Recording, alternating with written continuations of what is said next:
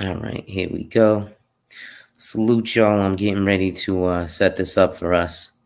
Let me turn on my banners and let me get my music going.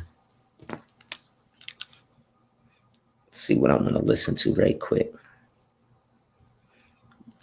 Tune into some. Actually, you know what? Let's do my instrumental.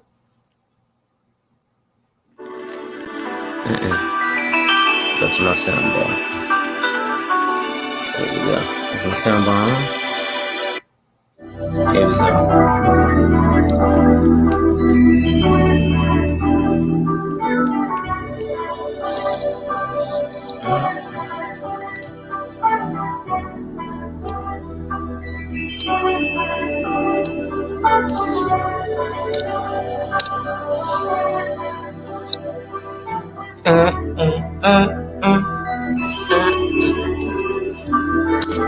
Get my gear right quick.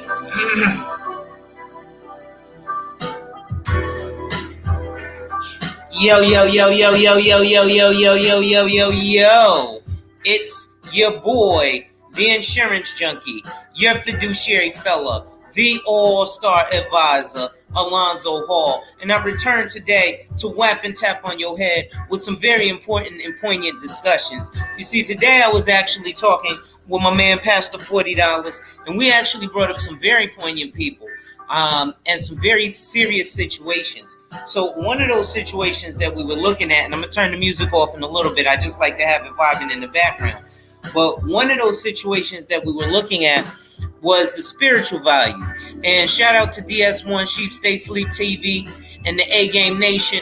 A lot of those gentlemen were talking about, you know, the lost value system. And we were looking at the spirituality or the financial aspect. And one of the things I'm very poignant about is that financial aspect. I think it's something that we need to have and we need to stand on. Now, Pastor was talking about the spiritual aspect, and the last point we stopped on was talking about people like Sinji, Nyla Says, and Taz.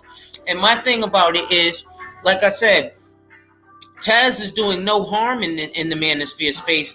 If you ask me, he's doing more good, right? By coming through and dragging people, what that does is that puts a spotlight on a lot of folks, right? So now you got a lot of folks. Salute, Eric Black, what's going on? I'm going to drop the link in a second. But what that ends up doing is that ends up getting a lot of folks attention that a lot of these men would have otherwise not have gotten. There's a lot of people in these spaces who definitely like both aspects. Eric Black, what's going on, brother? Hold on, let me turn the music off. No problem. Well, let me turn it down. What's going on, boss? Hey, not much, boss. What's going on? Doing all right. Mm-hmm. So I was piggybacking off of, you know, what we were talking about with people like Taz and Sinji, and how, you know, a lot of their like I look at Sinji's message, right? Mm-hmm. And like I said, I was having that debate, and it's actually a video on my live. You can run back and check it out. I never actually finished or went through the debate with the person, but the title of the video is "Are Black Men This Trash?" And it goes back to what you were saying, what people like the Roger Report is saying. We gotta, as Black men, we have to look at the socioeconomic status, right?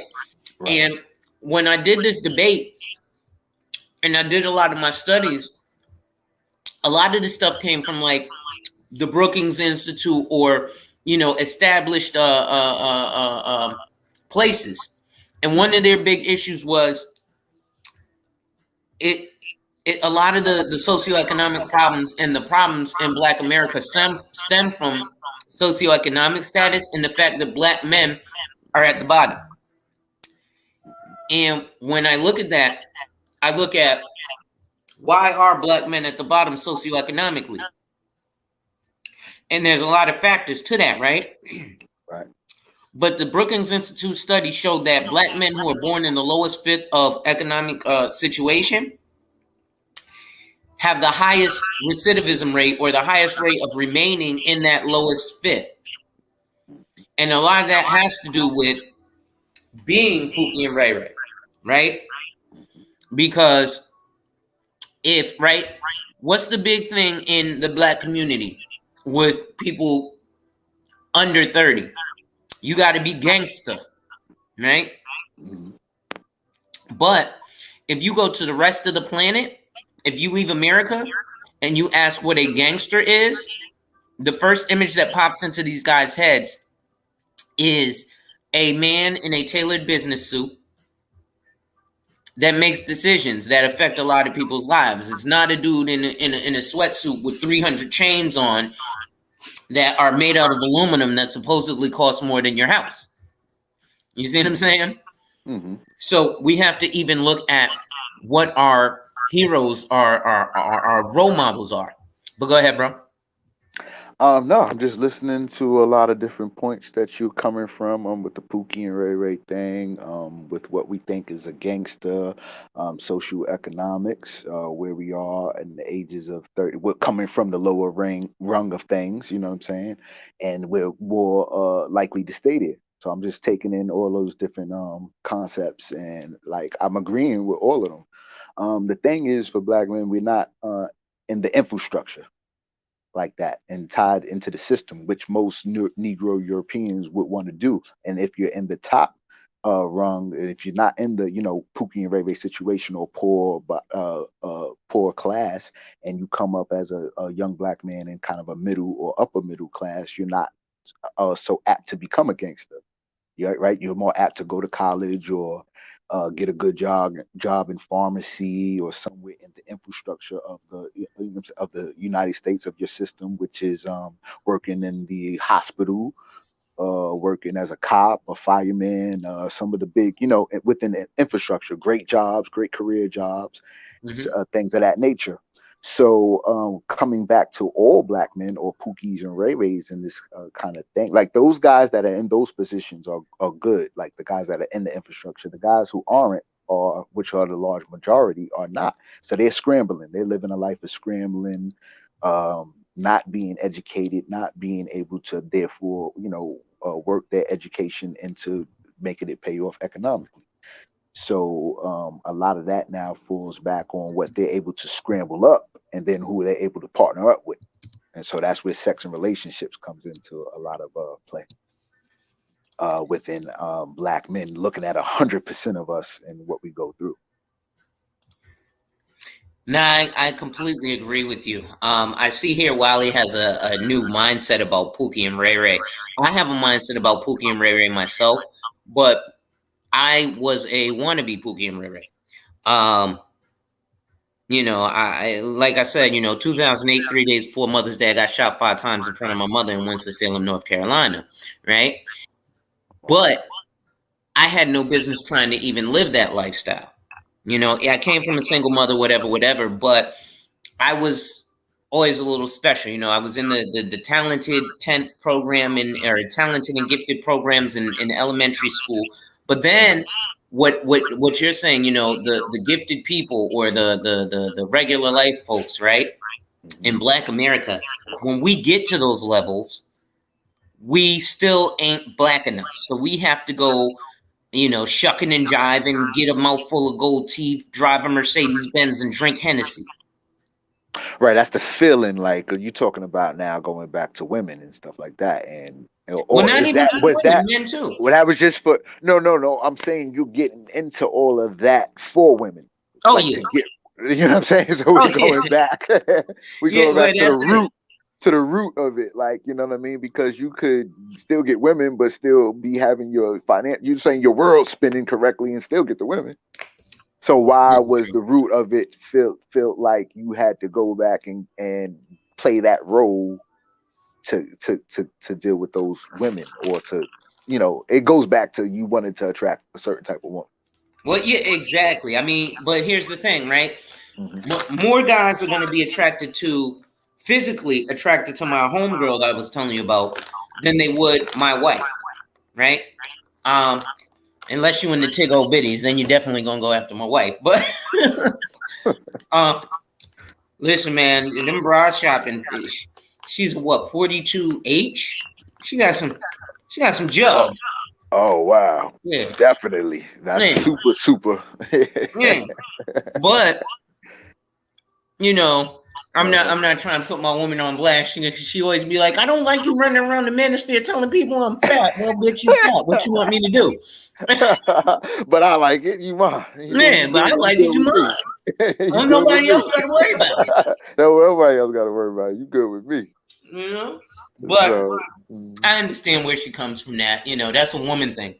of course, But right. when we look at stuff like that, right, like Sinji, so my whole argument was because the Brookings Institute was saying things about socioeconomic status. In fact, I'm gonna try and pull up some of what I had here because I think that shit is just it's like crazy important to see, because one of the things that they were speaking of not only was the fact of, okay, what's going on, bro? Not only was the fact of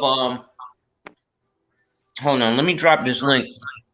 Okay, feel free to come up. You're a married man too.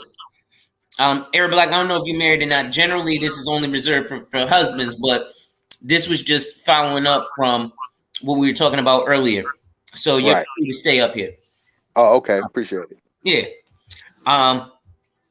But yeah, generally, I like to talk to husbands on Husbands United because I want to give people the aspect of a husband, right? We've got Kevin Samuels in the area who's twice divorced. And, one of the things that people don't look at in these spaces is things like vetting the women. We don't quite know how to vet women. Nobody was ever taught. I didn't get taught how to vet women. I had to learn on my own. But I think in terms of, like I was saying, with the socioeconomic status, I'm looking through my Google Drive because I'm trying to find the study so I can give you that exact point. But basically, it was also showing the happiness. It did a happiness study on women from different socioeconomic levels. Those with lower socioeconomic status were less able to take care of themselves in terms of health care and, mental health and everything. So when we're looking at that spirituality, it ain't going to happen unless, you've got some kind of money there. And then when we're talking about socioeconomic status, I don't want to talk about, dollar bills or cryptocurrency, but resources, right? Like we were talking about the breast milk and the reading. Well, resources, if I got cows and pigs in a farm, you're going to do whatever you got to do to make sure that when it's winter and I still have cows and pigs in the farm, you can go ahead and shuck you some corn, slaughter you a cow and eat, and have the warmth of, and use the skin of the cow to make you a leather jacket. Black men are at the bottom with that. We don't have those things. So our women are naturally going to go to whoever can provide that for them. Now, when we look at it in the money world, let's look at the net worth, right? It was showing the median, high, and low net worth of men in America. It showed the high net worth of white men was 984,000, almost a million. The median net worth of white men was 180 something thousand. Right? So this is your high school dropout white boy, your wimpy white boy syndrome having ass white boy, right? Not a white boy who's done anything of substance, but just a regular mofo. Black men, our apex net worth was 146,000. So we were 40,000 at our apex, less than the average net worth of wimpy white boy. Right? And then our median net worth was 24,500, not even 25 racks.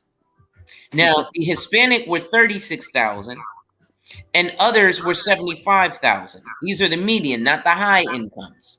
But our high income is $40,000 less than the median of a white boy with wimpy white boy syndrome. So when we have people like Sinji and Nyla who are running around saying, well, we're not protected, I actually, and I wonder if Taz still has this, I actually went on a panel where Taz and them were up there. And there was a dude from the manosphere who was battling back and forth with Taz. And I almost got really out of character with this dude because I was explaining what Nyla is saying is absolutely true. Black women are not protected by black men. But the reason why is because black men aren't protected by black men. Now, why? And I'm gonna let you go right after this, and you can speak your piece on it or push back. But why aren't black men protected by black men? Right? This one guy, well, I don't know. I got a company, and I said, well, bro, here's the problem. Can you employ any of the 5 people on this panel right now? Well, if they, can do, the technology stuff that I can do, no, then you don't have an actual business. What you have is self-employment, meaning you own your job. Just like me, I own my job. I'm not an entrepreneur, and I dislike when people call me an entrepreneur. I am not an entrepreneur. I am self-employed, meaning I own my fucking job. That's all, right? So, and I'm sorry to curse, but I get passionate about this type of shit. No, continue, of course. So, right, when I say things like, this man cannot employ us, meaning he can't hire me to be his salesperson. He can't hire you if you're not doing the tech. He can't hire you to be the security guard at his office. He can't hire you to be the janitor. He can't hire me to be the janitor or the paper delivery boy, right? 2017, because especially in the manosphere, we have a whole bunch of men who are in trucking, right? 2017, and this is what Cynthia G's point is. 31,000 Sikh men. The motherfuckers with the turbans and the beards that we mistake for Taliban. 31,000 of those men entered the trucking industry at one time in 2017. Now, we know that all 31,000 of them didn't buy one truck and decide to be in business for themselves. So let's say half of them had beef. That's 15,000. But let's say one little smidge of them, 5,000 of them, decided to get together and put together Singh Bros Trucking LLC, which is going to compete with Alonzo Death Row Trucking, right? Well, I'm one guy. So if I go to bid for that job, guess what? Them Sikh men going to come bid for the job, be like, we could do the job 3 times as fast as Alonzo because we're going to put 3 men in the truck. So ain't no needing to stop and sleep or go rest or go to the rest stop. We just drive through the drive-through, pick up some Burger King and deliver your shit in 6 hours. It's going to take 2 days for Alonzo. And we're going to charge you half the price as Alonzo. Well, now what happens? That motherfucker's going to have a relationship with Singh Bros, and he's going to be like, yeah, I usually use Alonzo for my big trucking stuff, but shit, I could get it for cheaper and 3 times as fast with Singh Bros. I'm going to give them first right of refusal. Now, Singh Bros is getting infusions of capital. Singh Bros now has the ability to turn around and go, you know what?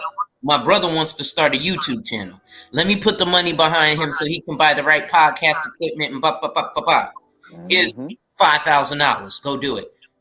Oh, my cousin wants to open a food truck. Well, now because my business is so cash flow positive, because there's 5,000 of us, and it's an actual conglomerate, and we've employed people creating legacy, our women ain't going nowhere. I'll give you another example. My cousin recently married a Sikh man. Do you know what his father gave them as a wedding gift? A fucking house in Miami, Florida. What it do, bro? Right? How can we compete with that? And how can we expect? Well, I can't expect my little cousin to want to go with a black man because ain't no black man daddy about to buy them a house. You know what a black daddy? Here's a bottle of NJ, son. Go knock that pussy out. Make me some grandkids. So, am I lying here? I mean, no. I mean, it happens. No, it happens. It happens. That's why when we look at younger black women, and we have this whole hypergamy, right? At 16, she's like, well, why ain't you got a car? And da-da-da-da-da. And we're looking at these women, and then we blame things like rap for having such bravado, right? Don't get me wrong. The rappers do a lot of bravado. Sheed in the building. What's going on, Sheed? Give me 1 second. Let me land this plane, and then you can go. But we have all this bravado, but we don't realize that there's a reason that the women are expecting at, when you're 17 in high school for you to drive up to the school campus in a Benz, because they're expecting that your father has instilled and has these things in place. Because if we look at the white boys, let's look at Jay-Z. You don't think Jay-Z's baby's gonna pull up in the fanciest car to high school? Because their daddy had it set up. You don't think Kanye's kids gonna come up in the fanciest cars to high school? Because their father had it set up. You don't think LeBron's kids coming in the fanciest cars to high school? And I know I'm talking material things, and this is surface level. No, But I'm following you perfectly. these men are, they're outliers. But my daddy couldn't even afford to get me shit. My daddy wasn't in my life, but if he was, he couldn't have afforded to get me a beat down Buick. I hear you. I You hear see what you. I'm saying? I hear you. No, it's We gotta real. we gotta look at these things. Give me 1 second. I got a phone call coming in. Go ahead, y'all. Sure. Alright. Yeah, I'll cook up. Yeah, man. I told people back in the day that I used to move furniture and stuff.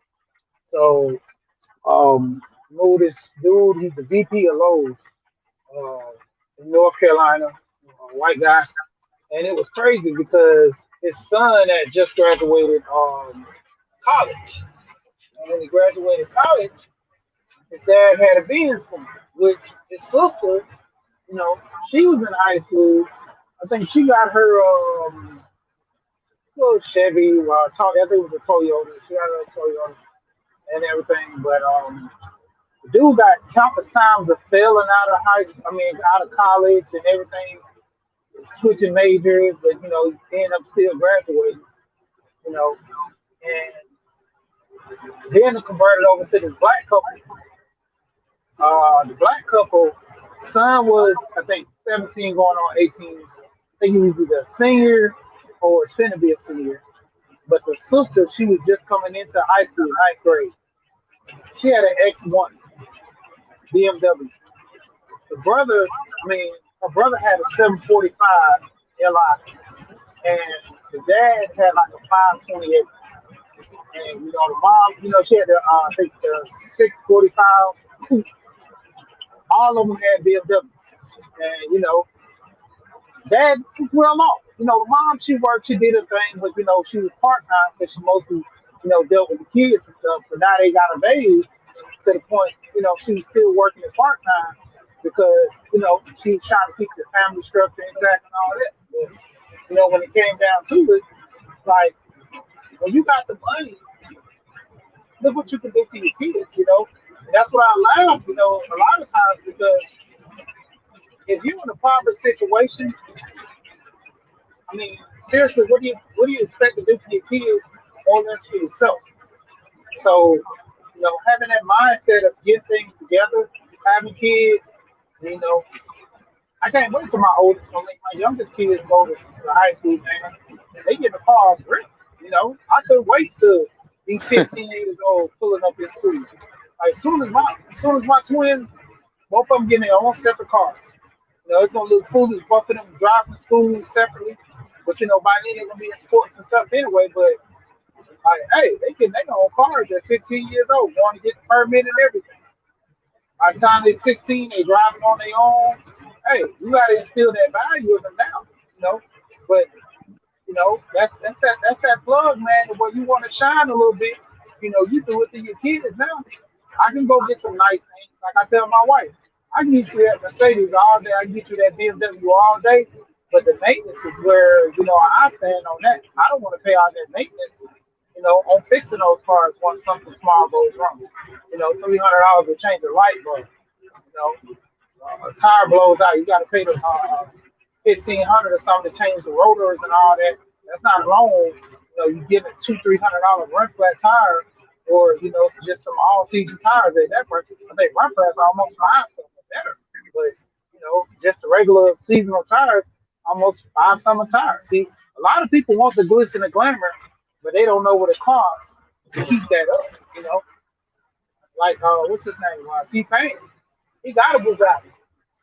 And T Pain said it was like $80,000 to change three Cadillac converters on the Bugatti. He got rid of it. You know, Yeah, I remember that. even with what's his name? Luda was telling people. He was like, yeah, everybody wants a Bugatti, but you don't know that it's like $25,000 for the tire or something. The maintenance on the car every year, 50,000 for the maintenance. You know, we want to talk about how we want the glitz and the glamour, but we don't have the money to keep that glitz and glamour up. And so having these discussions about money and The family business that gets people motivated. Even if I don't have the money, it gets me motivated to hear this to where and say, I got to start putting things in place so I can Right. Well, I get what you're saying. Well, we trying to bring it back to well, at least I'm thinking about bringing it back to competing with the Singh brothers. You know, when Alonzo Hall was talking about Death Row Trucking, Alonzo Hall's Death Row Trucking. I'm thinking in order to compete with the Singh brothers, we got to get more brothers into Alonzo Hall Death Row Trucking. We all got to Facts. get. You know what I'm saying, if we want to compete. So I'm just thinking about building corporations up, or building our thing up and competing. And so that's why I'm here. And to tie into the Sinji thing or everything, she's looking at it, or women are trying to look at black men like, okay, everybody else is competing. What are you building? What are you doing? Where is your Alonzo Horse Death Row Trucking and your business, and how you taking over the rest of the businesses all over the globe? Because y'all dropping stuff off, y'all importing, exporting everywhere. you can So only meet it's That's more of a facts. power. It's more what we're dealing with is power. You know what I mean? And we only way we can compete in power is in business. yeah, you got to meet people where they are. You know, if you got a mindset to take over the world, then you can build that structure. But if all you want to be is just the guy sweeping the broom, there's nothing wrong with that. But the point of it is, your standing is your standing.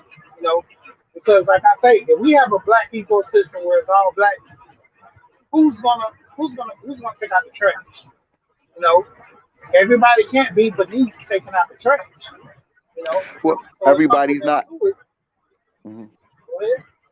Nah, it's not a perfect situation. It's nothing is ever perfect. Ain't gonna be no perfect situation. That's not even the case. It is like you said though, what a man wants to do, like, because okay, if he wants to have a family and he's trying to push that broom, or you know what I'm saying, if he wants to establish a house, or maybe that life and that lifestyle, that job doesn't secure that for him. So he's got to know what he's trying to do, what he's trying to accomplish, and as you said, meet a person where they're at.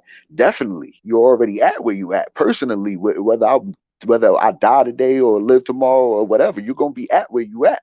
But what are you doing going forward? So my to tie in to look at the space of all these dudes here, and then you say a lot of dudes is in trucking, dudes is in this, maybe in the military, maybe doing that. You're saying you got dudes in a lot of different areas within the space, but it's prevalent that whatever we do, whatever we're good at, we come together, make it a business, turn it into something, turn it into compete at something. You know what I'm saying? Make it worth something. You know what I mean? We're just trying to take wherever a guy is at and be able to turn it up. You know what I mean? If a guy personally wants to just wallow or feel he's good wherever he's at, then he's just good for himself anyway. So he don't his thoughts, opinions, or mindset don't matter for the group anyway. Yeah. To the degree it Exactly. states that, some people gonna have to get left behind. The mindset, if you want to be greater, you're gonna strive for it. The man that wants a family, he's gonna go around family productive men. He's not gonna be in a space where you discredit women, but you want to get married. That's not a good ecosystem for you. You know, take it from me, being in this space and dealing with most of the guys. Like I tell them all the time, I don't have those problems. I'm married. I go home to my wife, but it's not no shame against you if you're not married. Look at certain things in with your life, what you want. Like I always say, knowledge itself. I knew what I wanted in a marriage. I didn't settle for nothing less. The whole point of my wife having kids, you can give or take, but at a 15-year marriage and doing a good thing, Roger has this discussion talking about a good woman today.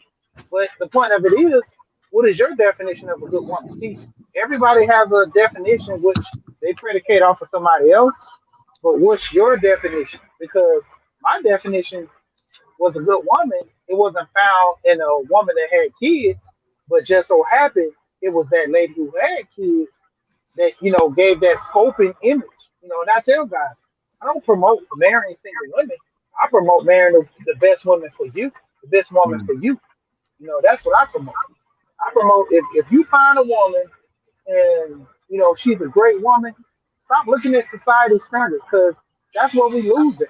We lose the society standards of, IG models, big butt girls. Even the whole point of, vetting women, guys looking at vetting as a process of being a sugar daddy. No, vetting process is know who you're dealing with. See, I could take you out to eat. I can wine and dine you, but I'm also asking you how your family doing. Who your daddy is, how your mama is. If you got a deadbeat dad and you got a anxious mom, you're gonna come with some type of energy, and I gotta be questioning myself: do I want to deal with that type of energy? See, a lot of guys not taking that into consideration. Well, I The think I family think well, structure. I think a lot of what you're talking about is small town, small life. Like you come from down south. I come from up north, New York. I got Mm-hmm. big city dreams. I got world takeover, dominate the world dreams. Let her, you know what I'm saying, acquiesce to me. You know what I'm Mm-hmm. saying? I ain't worried about her family or who, you know what I'm saying? That wouldn't even be a good situation for me, you know what I'm saying, in that mind frame that I'm thinking about to come from. So if you're talking about just working at Walmart, pushing a broom, whatever, you marrying a woman, she got kids, or y'all making your little situation work and that, I mean, that if that's available to you or if that's there for you and that's what you want to do, who can knock that? I mean, that's what you want to do. I think guys in the space are looking more for like the big time dudes or the lead attorney, the KS, that the guy that's the entrepreneur that's got his own business running things. He's making the shots and making the calls, like, you know what I mean? So I think That's fantasy. mindsets for different type of, it's not a fantasy. KS is real. Obsidian is real. O'Shea, Angry Man, all these guys who are making money and being who they want to be. That's real. That's not a fantasy. Right. We're in a reality. So I think to each his own. But a lot of things with guys here in this race, they trying to knock the next guy. Oh, why you want the big butt girl? She gonna take you to town, man. She gonna take all your money. Oh, why, don't get with that girl. Don't marry her. She gonna take you to town, get you. It's a lot of scare tactics that guys pull on another guy for wanting to be or do however he want to do, and so it's a lot of different things. But like, to respect every man is just to each his own. Whatever he want to do is whatever he want to do. I'm not knocking him. I can't live for him or anything. I'm not worried about that. I'm going to take over the world. You know what I'm saying? And Big let facts. them and let them react to me. You know what I'm Big saying? facts. So I think that will separate mindsets, will separate everybody. You know what I'm saying? And so the guys who want to start the trucking and get Manosphere Trucking going, or MOT Trucking, whoever, Alonzo Hall, we all one trucking company together, then that's what should be done. I just want to see dudes from whatever aspect they are in enterprise it and make it your own and get what you're supposed to get from it, and then make your personal decisions about, everybody can get their money and go 100 miles in the, you know what I'm saying, opposite direction of the next man, you know what I mean, but come together as a group, get your money, and then go do your thing. Big facts. Now, what we was talking about earlier, I didn't find the debate slideshow, but that's fine. But what I want to look at, actually, this is the Black Investor Survey of 2020, and this is from Ariel Investments, which partnered with Charles Schwab, who gave some of those billions of dollars to Black women. And I don't know, it was Goldman Sachs or whatever them, but this is their report findings. And if you'll notice, this was released February 2021. Right? Can y'all see that? Yes, I can see it. Yeah, I can All see right, it. cool. What's going on, Grego? So now, if we're looking at stuff like this again is that socioeconomic status, right? And I was just on Facebook with a buddy of mine who was, and I'm glad he actually posted about investing in Ford over Tesla, because now Ford is at like $20 something a share versus $4 a share. I know Tesla's at like 800, but it's going to go up and down, and most people can't afford an entire share, right? So Hmm. they're buying fractions of a share through things like Robinhood, etc. So when you're buying fractions of a share, you're not actually buying the stock; you're buying an ETF. But anyway, that's neither here nor there. You're getting a little echo. 1 second. Is it? You hear it now? I think that might Nah, have you been ear good. black. Yeah, you good now. All right. So this Black Investor Survey, again, is a report by Charles Schwab and Ariel Investments. So many people, and again, my buddy, he invests his money, right, with Charles Schwab. And then he was very happy about, the New York Stock Exchange having a black woman as a CEO. And he was like, well, this other company has a black woman as a CEO. And that's great. But the problem is, especially as black men in supporting black things, Ariel Investment is a 37-year-old company. It came out in 1984 by a black man. Now, currently, a black woman who's his daughter is the president and CEO of the company. But how many black folks who worry about black dollars actually invested in a black investment firm, black money management firm, which happens to be the only one in existence? I would say to those who have money to invest in it or are interested in that type of stuff and that type of survey and where that money is going. Well, see, a lot of people have their money in Schwab, but not with Ariel. So a lot of people don't even know Ariel exists, right? So as you'll notice here, they have their research objectives, their methodology, their highlights of this year's study, detailed results. But what I want to look at is their demographic and their financial profile. So we're going to go ahead to the bottom. Okay, so actually, let's go up here first.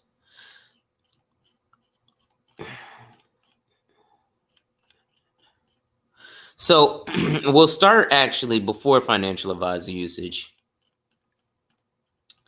We're going to start with agreement with statements about financial services firms, right? So this is for people to indicate to the extent with which they agree or disagree with each of the following statements. So one of the statements was overall financial services firms treat people like you with respect. All right.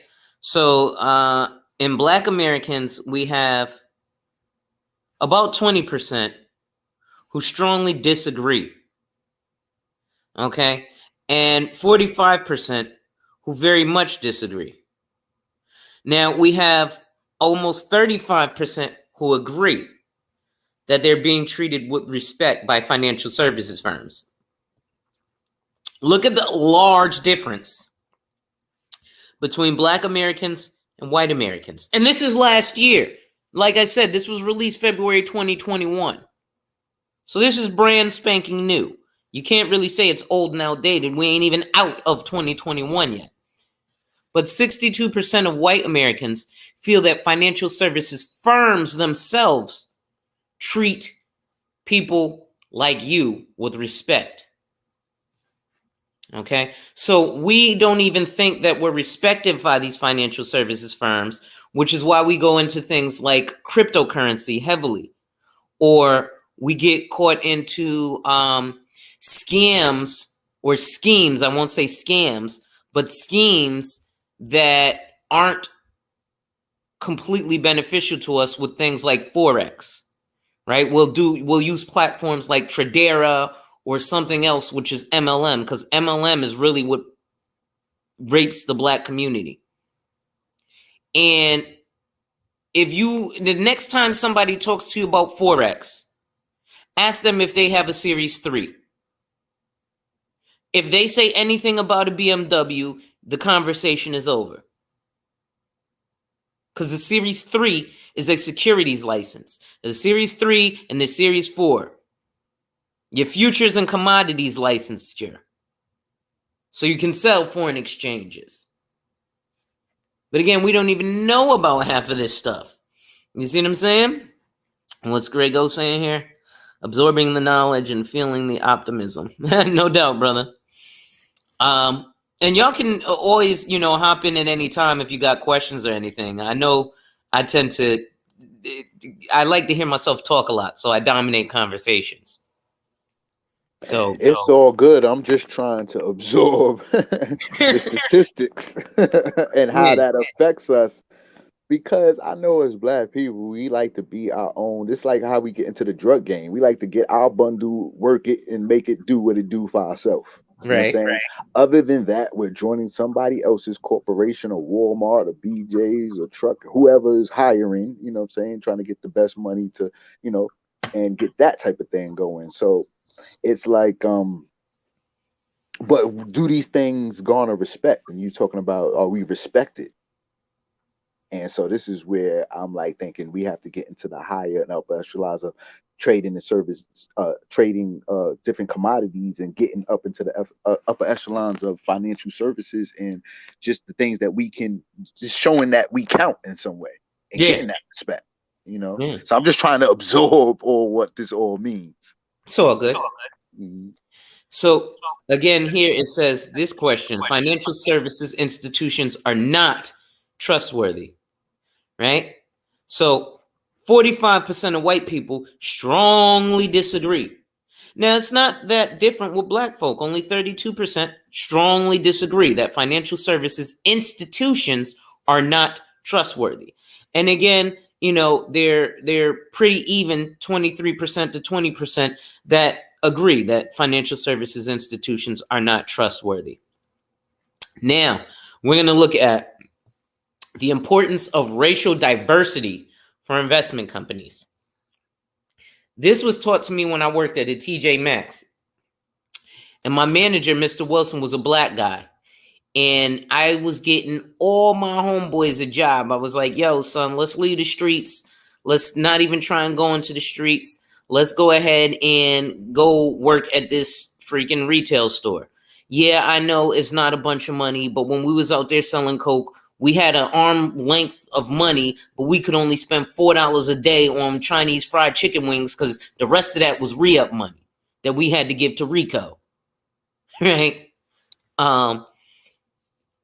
So how important is racial diversity when it comes to, you know, the company that you would have an investment account of any kind? And what Mr. Wilson said when he started hiring Asian ladies instead of my homeboys was, I'm looking out for the best interest of the store. And the easiest way to make the store make more money is to have somebody that looks like you working there. If you'll note it, and he said, and this is sales 101. He said, if you go into a store and you don't see anybody that looks like you working there, you're likely to spend less or no money, even if you don't have an interaction with the person who works with you or who looks like you. Now, before I continue to go, because I want to look at the importance of racial diversity. I used to work at a stock brokerage by the name of E.J. Sterling on 39 Broadway in Manhattan. And while I was there, I was the only fly in the buttermilk. And let me tell you, I got all kinds of racial jokes. One white boy from South Africa called me a nigger and said I could say that because I'm from South Africa. I didn't take his head off because I'm a salesman. You could call me a nigger as long as you close that sale. And what they did to make up for that, the CEO came to me, and this was a fucking bitch-ass joke that he did. And he gave me their American Express black card and said, go get lunch on us. Now, I don't know if anybody's ever held a black card before. But number one, it's actually metal. And that shit is heavy. And there's no limit on it. But then let's look at, again, this goes to respect. And we're being disrespected as black men now. And this is the type of shit that even Taz is talking about. Nyla and Cynthia. There was a joke that they used to say in the stockbrokers. There's a couple of them. I'm going to tell you both of them. One was, he said, hey, Bob, I got a joke for you. These two neighbors were sitting out in front of their yard. One neighbor says to the other, hey, Jim, I can't get these black kids from hanging out in front of my house. So he says to his neighbor, well, then why don't you just cut them down? These are jokes that white men have no problem telling in front of one single solitary black man because they know I ain't got enough folks to come with me or monetary power to do anything about it. That's what I thought the manosphere was. I thought everybody could bring their little Walmart job and the little 2 cents they get in and put a penny into this. I guess we ain't doing that. So there's one more joke that they would say, which is, hey, Bob, what's the difference between a black man and a pizza? I don't know, Jim. What's the difference? Oh, well, a pizza can feed a family of 4. These fucking niggers. Well, let's show how disrespected we are today, black people, by the fact that we got so woke we want more representation in TV and media. Well, Little Caesars put out a commercial. I don't know if you've seen it, where there's a black woman And the first thing it does is it shows her face to face, and she's all, oh my God, you're so great. I desire you. I can depend on you, unlike my husband. You're so great. And then what happens? Her husband comes out of the door, black man, holding what? A fucking pizza. But she can't depend on her husband. She can depend on fucking Little Caesars to deliver a pizza, which will feed a family of 4. But see, we don't look at the subtle arts of war and the covert tactics that are used against us. Right? Yeah, right. That's real. So, I ain't mean to get all, being my brother revolutionary. But, so good. Point is taken, point is taken. So now let's look at this. How important is racial diversity to you when it comes to a company where you would have an investment account of any kind? Now, 5% of Black Americans said it's not important. Why do you think that is? Because when we look at racial diversity, we're looking for Black folk. It's not important because most of the time we ain't going to find Black folk in this industry. I went to the CAAFP, Conference of African American Financial Professionals. Last year in 2020, it told us that 5.2% of licensed financial professionals are Black.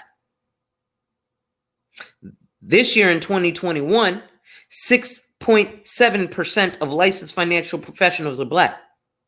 So this is why we don't give a fuck, because we figure, niggas ain't never gonna get those jobs anyway. Or when it comes to someone like myself, because I talk about life insurance initially. I'm good, man. I'll think about that little life insurance, but you didn't know that I could do all this shit. Well, it's just like going to McDonald's. When I say I sell life insurance, McDonald's says they sell the Big Mac and fries. Nobody's like, I want to think about Big Mac and fries. No, let me go here and see what these motherfuckers have on there. Holy shit, they got ice cream if the machine works. They got apple slices. They got salads and milkshakes. They got, this is not McDonald's. Well, it's the same thing. When I say I sell life insurance, that is me telling you, I want to dig a hole in the ground and build your foundation for your financial house. If I was to be a architect and say, I'm going to build a house for you, Arab Black, and you say, cool. And then I start putting together a roof. You can be like, Alonzo, what the fuck are you doing? I'm building your house. Well, aren't you going to dig a hole and pour some concrete in the ground so it's got something to stay on? Nah. We're worried about that later, bro. We got to get this crypto popping. I mean, your roof popping. How fucking dumb does that sound, right? Right. You build it from the top down. Yeah. But that's unfortunately what we do as Black Americans.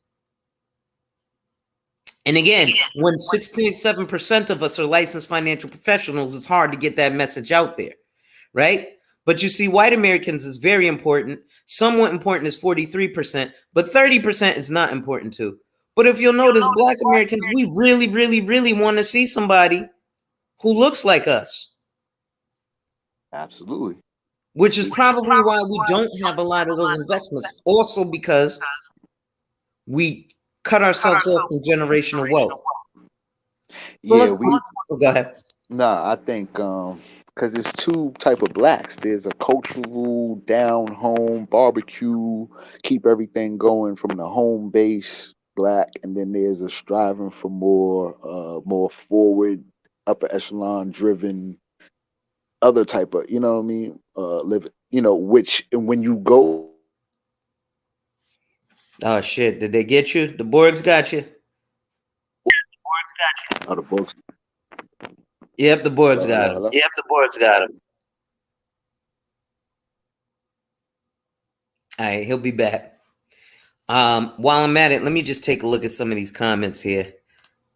So I say it like this: work your 9-to-5 job or jobs and find people that want and focus on getting better. Patch your money up, construct your business idea, and win. Am I wrong by this? No, absolutely right, Wally. That's definitely a perfect thing to do. He says, my supervisor, a white South African, once made a quip to me, and I shut it down right then and there. In front of the entire engineering team. Yeah, man, they definitely, he said Comcast StruggleNet. I got Comcast StruggleNet too, actually. And I thought I had the not the highest internet. They tell me I have the highest internet, but I don't believe it because I have there's like one more internet that I can get that's supposed to be the highest, and they won't even let me pay for it. I'm like, I want to pay for it. He says, yeah, that he never stepped to me again. I left shortly after that and ended up in a much better place. Yeah, Greg, you know, it's very difficult with these South Africans, and they call blacks Kafirs. They don't call us niggers in South Africa. They call you a Kafir. But New Era, go ahead, bro. No, bro. My bad for cutting out. But I'm just trying to tie everything in. It's just the financial aspect of things and being able to compete and being on such levels is it's where we want, like you said, we want to see people of our color and everything in these positions, but then we don't support it. So that means that we can't even really exist up there, and that's only a special few and who operate, and then they don't come back down. You know what I mean? They stay up. Big facts. So, so it's like you can't have your cake and eat it too. Like, unless you're just all in. And this is where I'm trying to get people to like, I don't know. Everybody's got different viewpoints of how they see the world, how they see their personal life, and things like that. But to have a such an event or something that could tie us all into where there's no living for tomorrow, there's no everything on this right here. You know what I'm saying? You know what I mean? Type of mentality to where we can get these numbers up. It's a mentality thing. Everybody will have to be all in on something. Other than that, it's going to be a little group here, a little group here, a little group here, and it won't really get the respect like Get the that. respect. Mm-hmm. Yeah, I understand you. But I think, like you're saying, it depends on the type of black you're looking at too. Because there are some black folk who don't mind being at the bottom.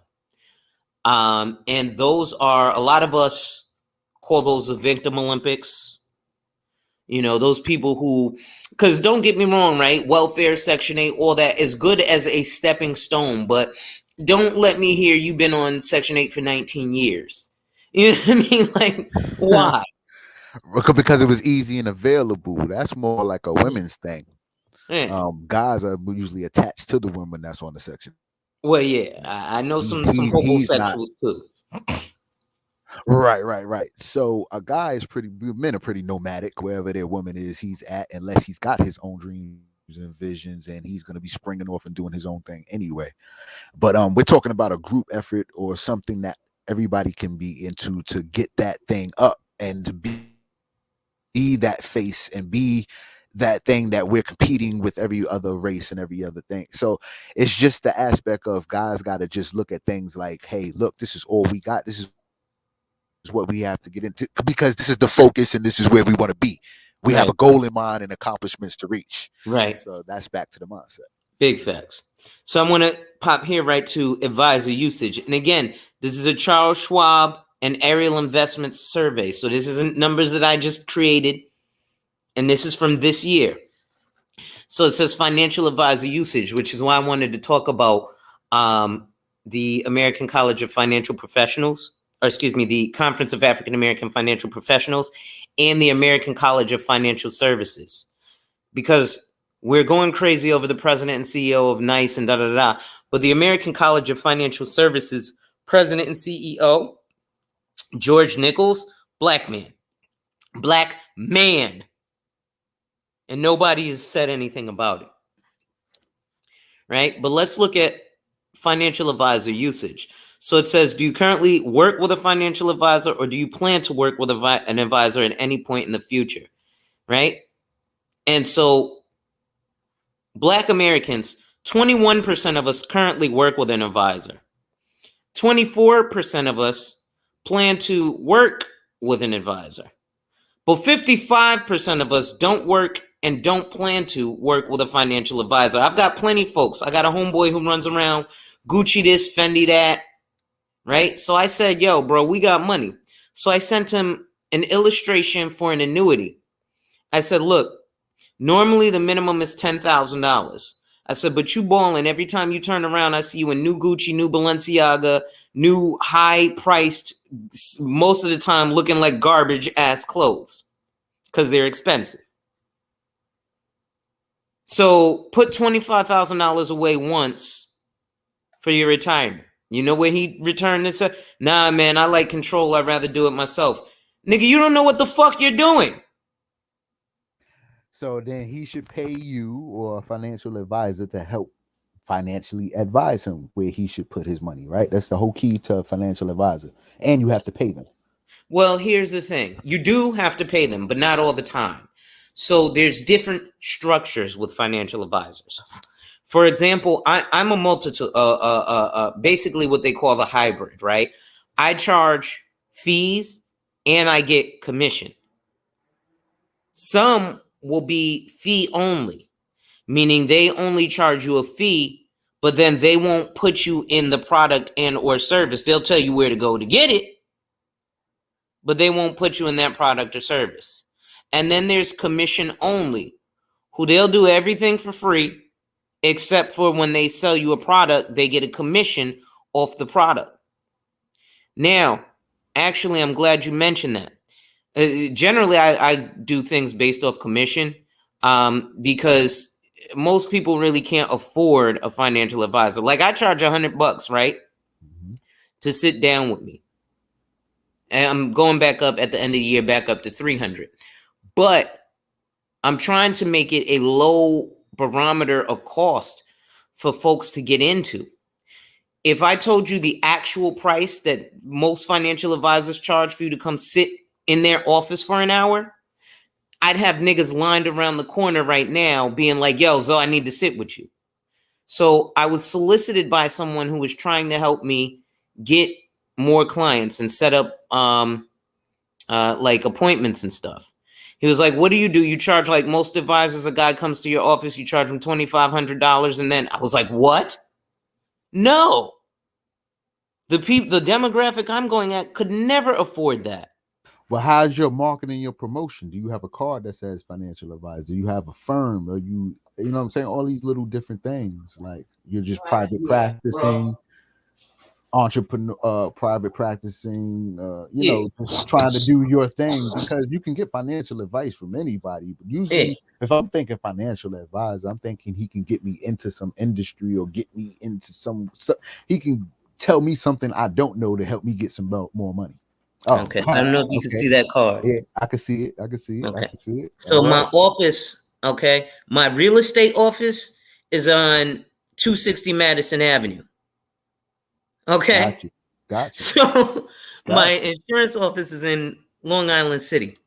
Got you. Established. Right. So I mean, we have all of that, right? But when I go to my demographic, again, it's like pulling teeth. Because we don't value this stuff, because a lot of it ain't taught to us. Like she was saying earlier, and I was saying earlier, it comes from your parents, right? Let's look at white Americans. 45% are currently working with an advisor. But they got infrastructure, in-house money. They got connections. They know where that money about to go to make it more money, to double it and triple it. Well, this is true, but when someone like me, right? I ain't just come into this industry last night. I've been doing this a decade, right? Okay. But then here's the problem, because exactly what you said, the marketing strategy, et cetera, et cetera. Let's look at a company, and I hate to shit on companies because technically it's illegal. It's called twisting. And what twisting would be is influencing a potential customer negatively about another company. Right? So even though a lot of agents do it, especially black agents, that's like we NBA do it all the and time. tampering. White agents do it way more, so don't get me wrong. Of course, it's like the NBA and tampering. It happens all the time. Yeah. But so what I'm about to say, take with a grain of salt, if you will, but take it very seriously. So here's an issue. You've got, like you said, the marketing and et cetera, right? Mm-hmm. But then you've got this great marketing company and people who tell you some dumb shit. White ice is colder. Yeah, yeah, white ice is colder. But you've heard of Primerica. Mm-hmm. So the problem is this, because Primerica runs rampant in the black community. Mm-hmm. Mm-hmm. And a large percentage of those licensed financial professionals that are black are probably from companies like Primerica. But here's the problem, right? Your Primerica agent don't know shit. First of all, when they're talking, just like Dave Ramsey says, buy term and invest the rest. And I already had this conversation over on the other channel, right? Mm-hmm. That sounds nice. And it sounds nice to us because we've never even understood buying insurance or investments. But buy term, invest the rest. Okay, buy some shovels to shovel snow, and then I'm gonna build your roof area, and then we'll build your house. That's exactly what it is. I'm saying again. You'd be like, no, dude, dig a hole in the ground, mm-hmm. put get some concrete in that hole. My foundation right. Mm-hmm. Mm-hmm. And then we'll talk about the roof. Right. But until there's so what happens is you get companies like Primerica where they teach to recruit, right? So I'll give you an example.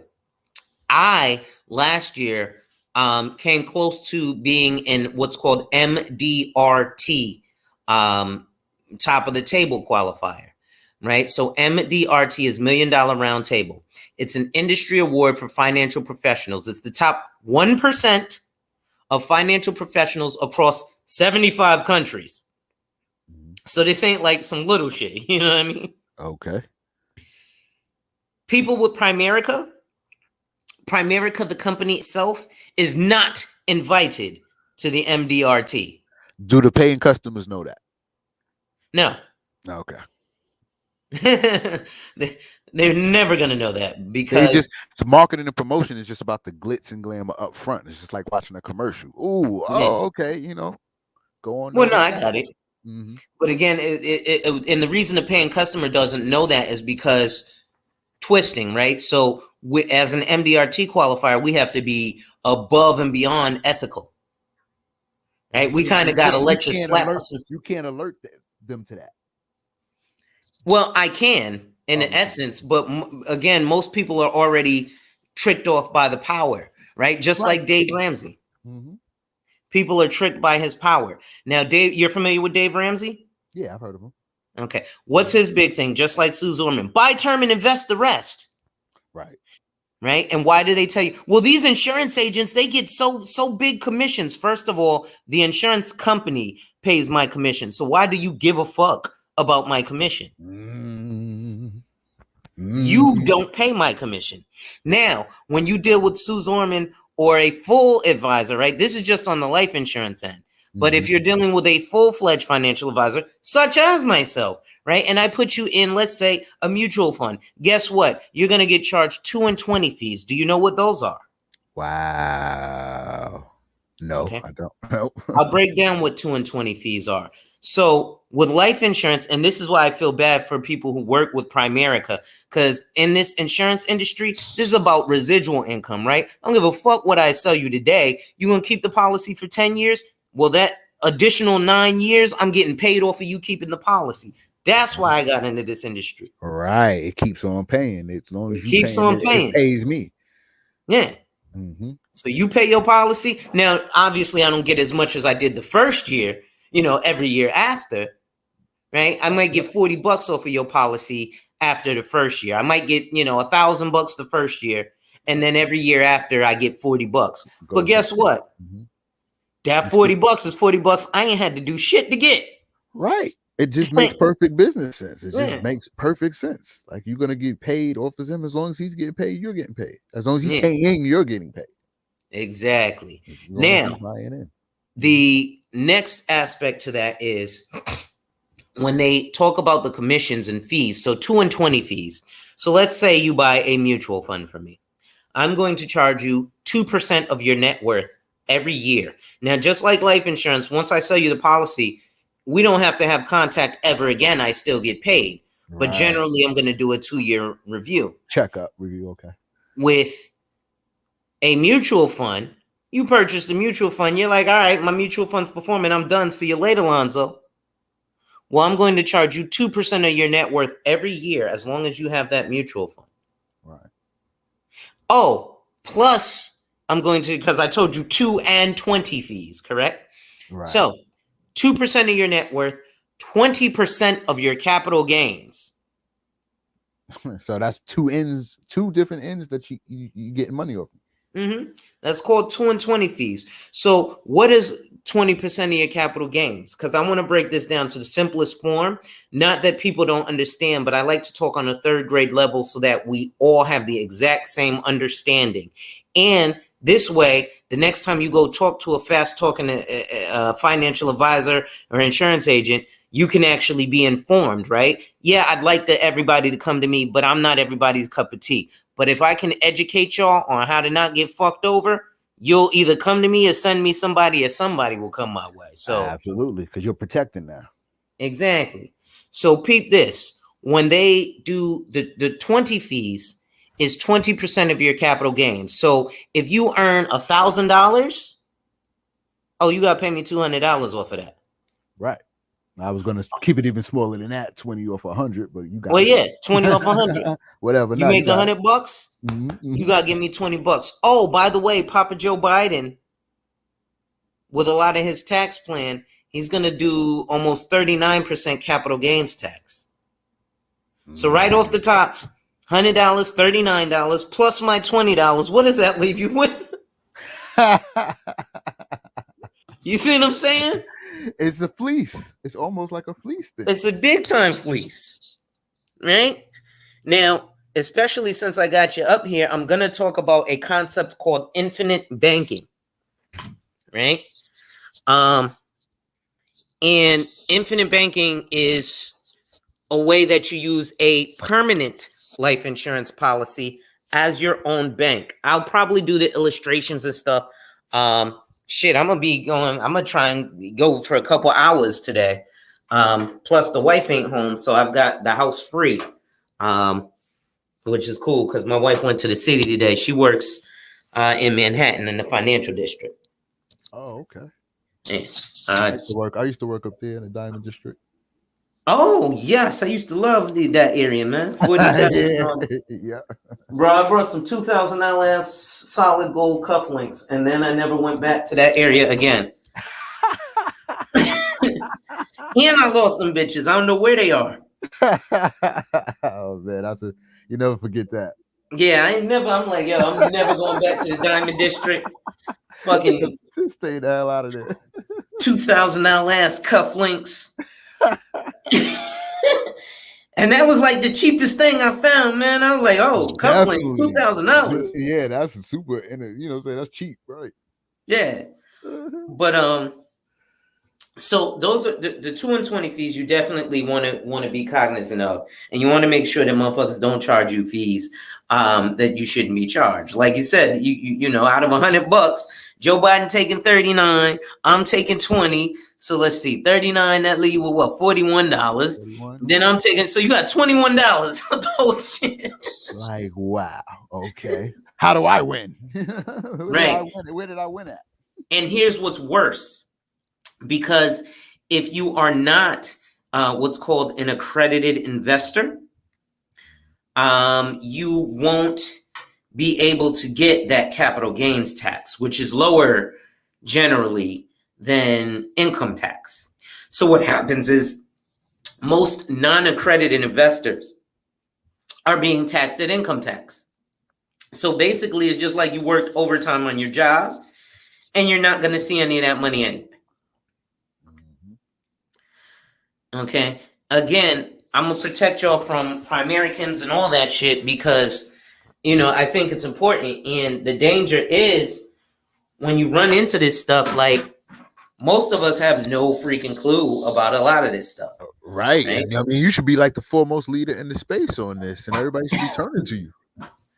Well, again, like you said, it's the popular guy, right? I'm not very popular. I have a high-pitched voice. It's a bunch of shit. Yeah, that's bullshit. Like, you've got the information and the protection. That's all that's needed. This is true. He said that's like guys, come on, man. Like we bottom line, like around here. Yeah, come on. So, I mean, and if you look at it, 45% of white Americans are working with an advisor, right? So a lot of us get hit with like Dave Ramsey or Sue Zorman, and we look at things like buy term and invest the rest, but we don't take an entire look at our financial picture.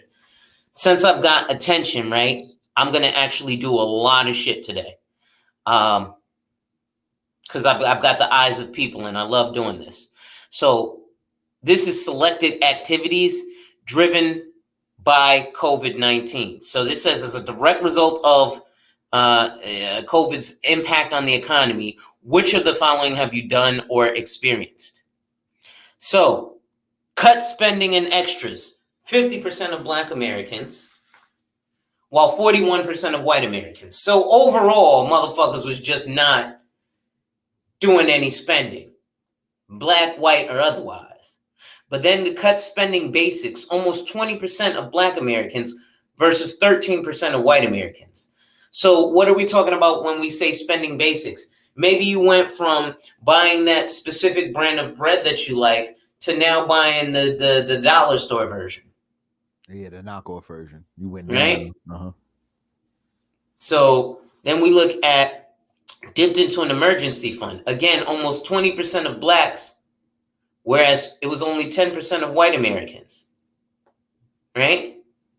Mm-hmm. So dipping into the emergency fund, that's important because Sue Zorman and Dave Ramsey will tell you to have 8 months of an emergency fund.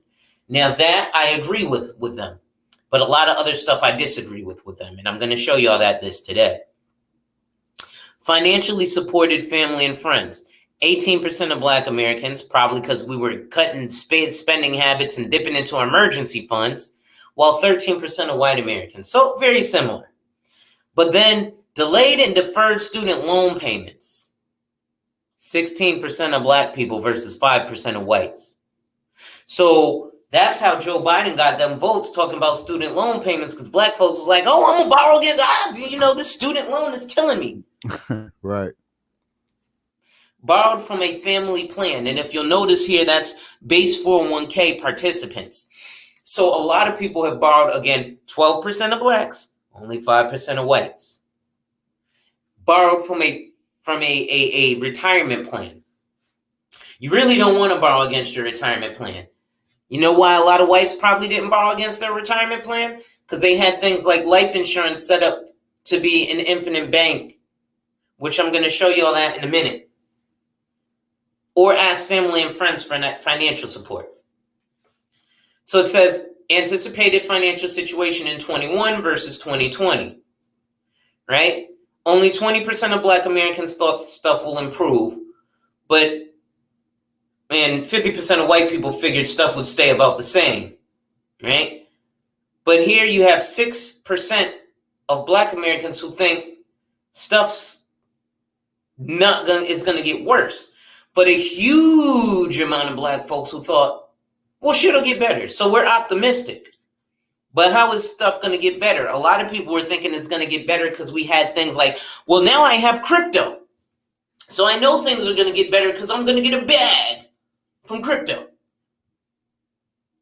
We'll talk about that later. Issues discussed growing up. Oh my God. So I'm not going to look at that yet because I want to talk personally on that. Being an advisor, right? I would go into households. How many households do I go into where, number one, forget just the kids, it's what we in the industry call a one-legged appointment. So what's a one-legged appointment? That's where it's either the husband or the wife, but not both. Well, that's almost impossible for me to help you guys with your situation. Because right now I'm only making decisions based on what either the husband or the wife says when it comes to the finances. But if I'm talking to both of y'all, here's what happens. The wife will say one thing, the husband will say one thing, and both of them hadn't been on the same page financially, which is where you'll see. Oh, go ahead. No, I was just saying that's not usually a good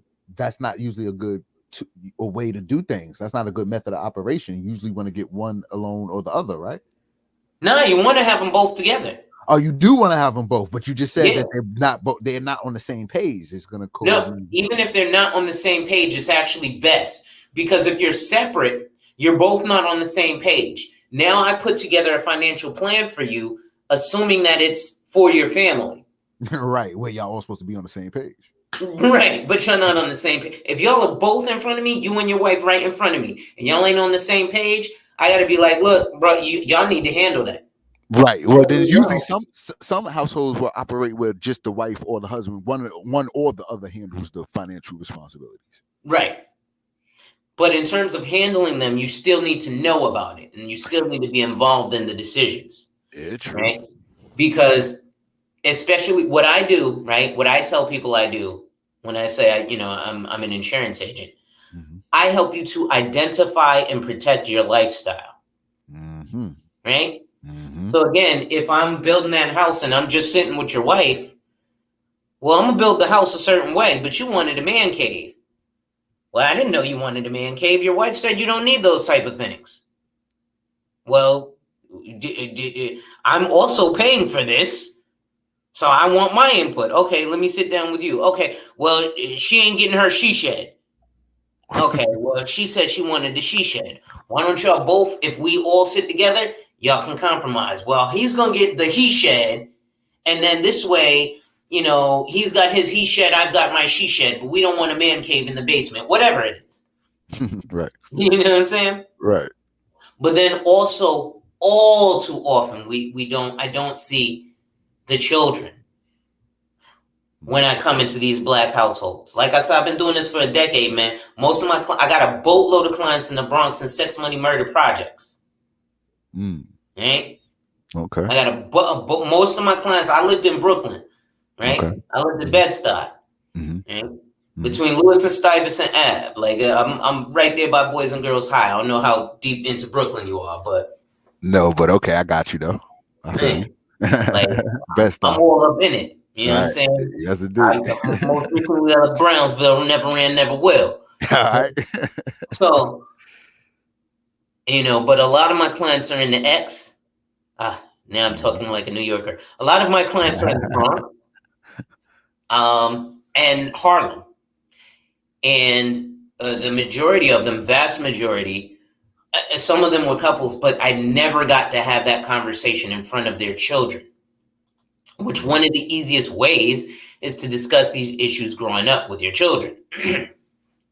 So this is discussed growing up versus what they currently discuss. It says 44% of Black Americans discussed avoiding debt growing up, while 47% of white Americans discussed avoiding debt as growing up.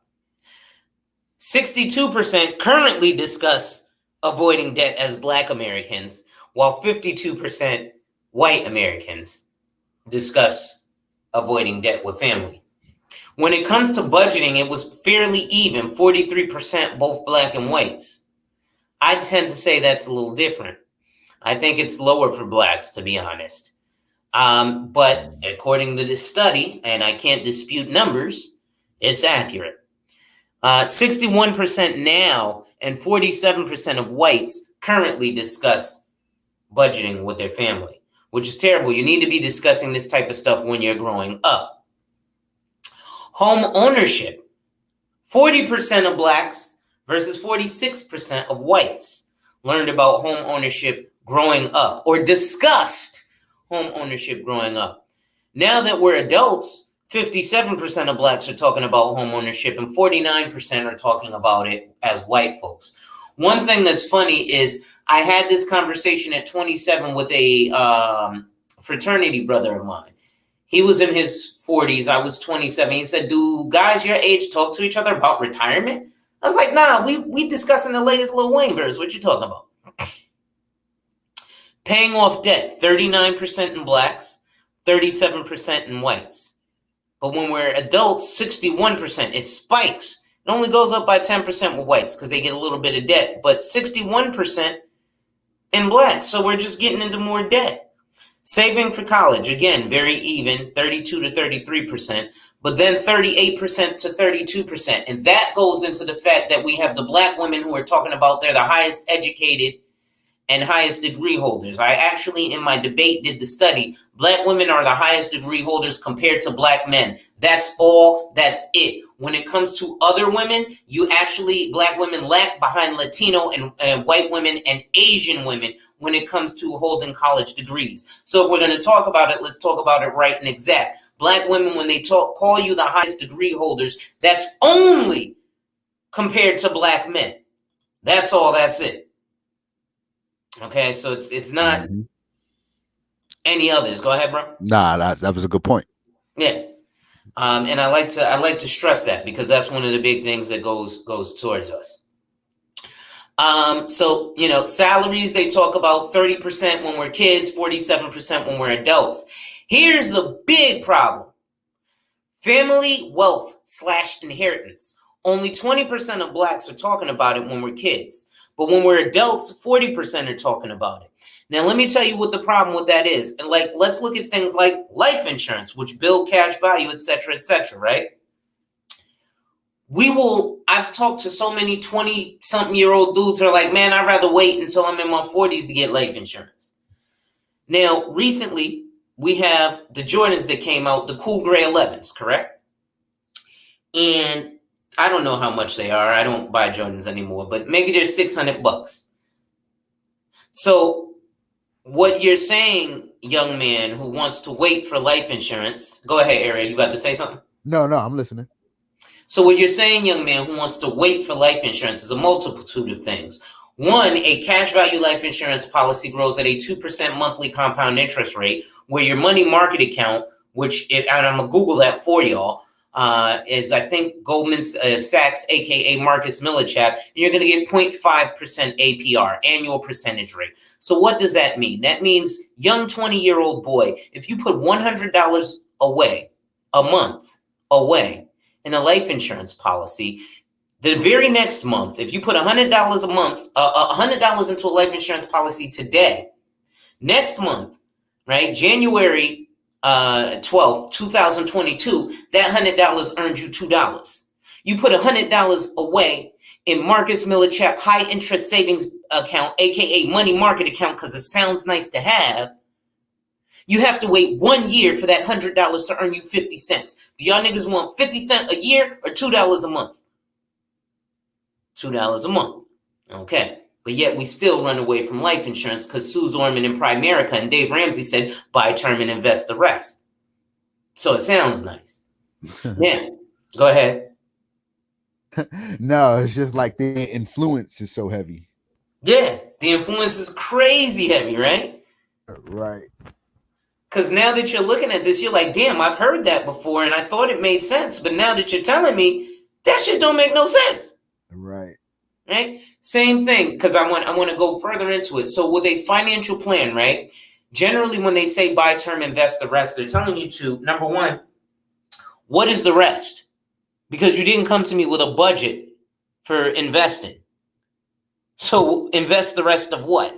What they're telling you is come buy a term policy and let me put you in a shitty mutual fund or something that's going to be overpriced, and it's not going to have the equal risk that a life insurance policy would have. So when you come and you buy term and invest the rest, most people don't follow through with that and invest the rest at all, let alone in something that's equal risk to a life policy. Now, again, when we're just talking about the monthly growth of 2% versus 0.5%, nobody wants 50 cents a year if you could get $2 a month. It's just no brainer. Right. But so now let's look at them sneakers, right? So you're going to sit there and say, well, I'm 20. I'm going to wait till I'm 40 to get those $600 sneakers. Okay, here's what I'm going to do, young buck. I'm going to buy these sneakers right now, today, because we don't know how long they're going to be in stock. I'm going to wear them every single day for 10 years. Now, these are Jordans. So 10 years from now, when they stop making Jordans, Jordan's going to be worth a lot of money. But I wore them every single day, wear and tear, walking, running down the sole of the sneaker. They're going to be ran through by the time it's time for me to use it. Yeah, but now you need to pay me exactly how much it cost. Yeah, that's nope. When they came out brand new. Hell no. But no, you wanted to wait. Well, that was his dilemma. That was his problem. That was his. That's where he lose at. But I mean, you waited, and so that's what happens. So that's what happens when you're 20 and you wait to get your life insurance, right? Life insurance ain't paid for by money. It's paid for by health and age. So the younger you are, the cheaper it is. and the more of the money that you're paying goes into the cash value. So there's something called COI, cost of insurance. I'll give you another example using Jordans. My godson, he's 8 years old right now, born in 2012, or 9 years old, born in 2012. When he was born, his father's best friend bought him, and I'm still jealous of the gift because don't get me wrong, I like some J's too. But he was like, yeah, I got him the most expensive and the flashiest gift. Now, I won't lie, it probably was the most expensive, but it's not the most valuable. I bought him some baby Jordans. I went, word? You bought him some baby Jordans? That's the best gift you could do? Yeah. I just gave him $30,000. What? How'd I do that? Well, I'm paying $9.10 a month on a juvenile life insurance policy that's going to build cash value. By the time he's age of majority, it won't have the entire $30,000 available. It might have about $7,500 available. But I only paid $9.10 a month. How much do you think I could pay for his policy for the year for 4 years and not have spent as much as that dude spent on them Jordans? Now, he bought them baby Jordans when my godson was 0 years old. He's 9. Do you think he even knows those shits existed? Wow. But that life insurance policy, now he doesn't know it exists now either. But when he's 30 and he's like, damn, I need to come up with a down payment for this house. Damn, I need to come up with a down payment for this car. Damn, I need to come up with some bread for to start this business. What do you think he's going to value more, that little $30,000 or them sneakers? Now he's going to obviously value the money. Right? All right. So now I'm not one of them financial advisors who's going to tell you don't buy Jordans and only buy the Jordan stock. That's idiocy, and that is absolutely how, again, it's the flashy shit. It sounds nice, but it's not, because if you buy a stock and you don't buy the product of the stock, yes, buying the stock drives the price up, but what really drives the share value up is people purchasing the product.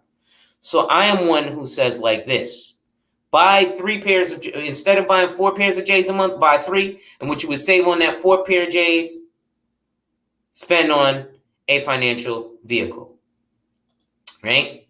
So let me continue with this Schwab survey, though. So the family inheritance, 20% of us discussed it as kids, while 22% of whites discussed it. But as adults, 40% of us are talking about family wealth and inheritance, but still many motherfuckers are dying underinsured. And we're going to talk about being underinsured as well, because I talk to people, I'm good, I got life insurance. My kids are going to get $500,000. That's not enough. The average American who makes $50,000 a year needs at least $1 million worth of life insurance. What is 1 million divided by 20? It happens to be 50,000. So you're leaving 20 years of $50,000. People be having several kids and have one $500,000 life insurance policy and think their family is set. Now, like I was telling you, we live in a 0.5% money market interest rate world. So how does a real advisor set you up? Well, a real advisor is going to say, don't waste your money on this little $100,000 policy. Don't waste your money on this little $1 million policy, because it's not going to do anything for you. You need to spend some substantial money. You need to spend $700, $800, $900, maybe $1,000 a month on a $10 million policy. Why? Because when you die and you leave your family that $10 million, you're going to have had this conversation with me. Your children are going to come to me and they're going to say, Alonzo, we got this $10 million. Now we need you to roll it over into Marcus Millichap money market account where it's going to earn 0.5% interest. What is 0.5% interest off of 10 million? It just happens to be 50,000. Now, because that is a money market account that's living in perpetuity, does that mean that you have $50,000 a year every year until the fucking day you die, or until the day that financial institution collapses? Yes. But see, we don't really look at building real legacies. Go ahead, bro. It sounded like you wanted to say something. No. That was a great point again. So it was like, wow, okay, right. Yeah. But like you said, we're like in the households from the beginning, we're not taught to think that way. We're not dealing with this stuff from young, or we too slow. By the time we're 40, you're thinking about this type of stuff. Yeah.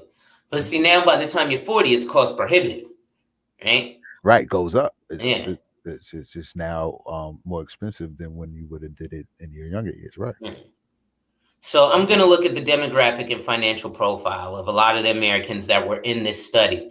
So it shows that the majority of people were in the higher 65 plus age range, whether white or black. And it looks like actually the majority were in between 40 and 59. So the average age of people in this study was 50.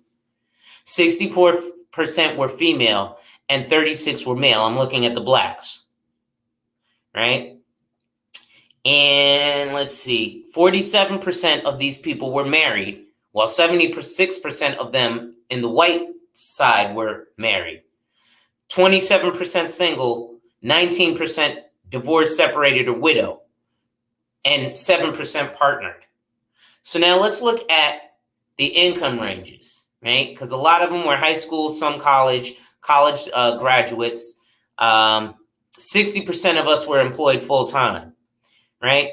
Now we look at the majority of Black Americans in this study, and it shows 43% of them were between 50 and 75K. And then 24% were between 75 and 100K, right? So the average is 94K for Black Americans in this study, while as the financial profile for white Americans in this study was 111K. Last year, I did 115K myself off of just selling life insurance. Wow. I'm nowhere near that this year. If anybody want to help, come get some policies because I am far behind. but still, just to reach that mark, that was just dope. That's a great year. That shit was hard, man. That's a lot of hustling. I hear you, man. And then let's look at the value of a lot of their savings and investments, right? So the average rolled in, the majority of Black folk got less than $5,000 invested. So we don't need to be talking about investing at all in Black America, right? It's because we ain't doing it. Right. Right. Yeah, there's reasons why. And it sounds nice because you're homeboy. I had a dude who was talking about crypto, and I was like, bro, you made a couple of $100. Like, I don't know what you're talking about over there, man. You sound like weirdo, man. I'm making lots of money. Why are you trying to prove that to me? That definitely, bro, I know how the shit works. I've been working in financial services for over a decade.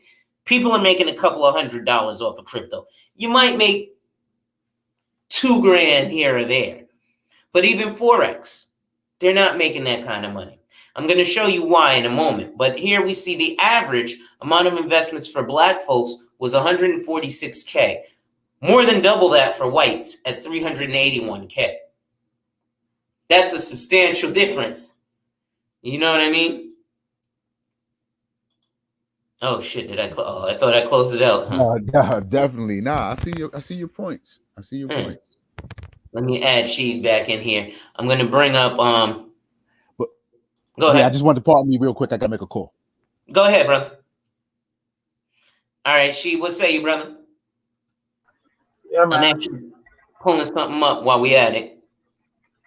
Yeah, man. You know, the crazy part about it is, you know, when it come down to it, they make a little money in crypto, man. You know, now they the Wolf of Wall Street, man. You know, it's like you got to be in the game to win. A lot of guys not invested in anything, man. You know, let alone. I mean, you make a couple of dollars on crypto, and I mean that's the start. You know, understanding.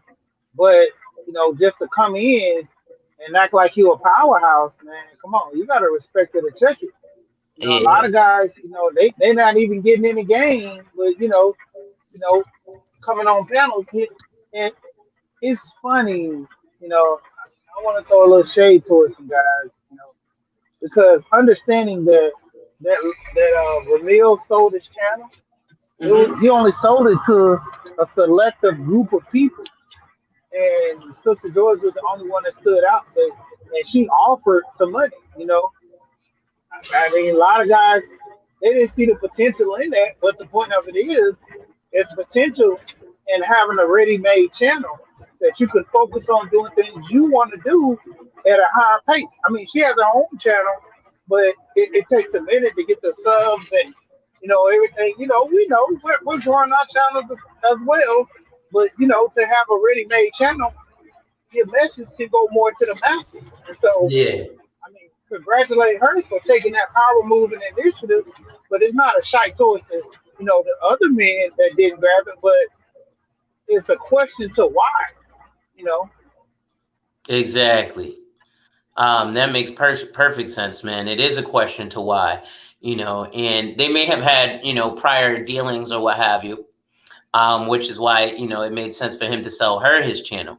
But, at the end of the day, you're absolutely right, man. It made too much sense to buy that channel. Like, I would have bought it too, to have There was no remade. priors.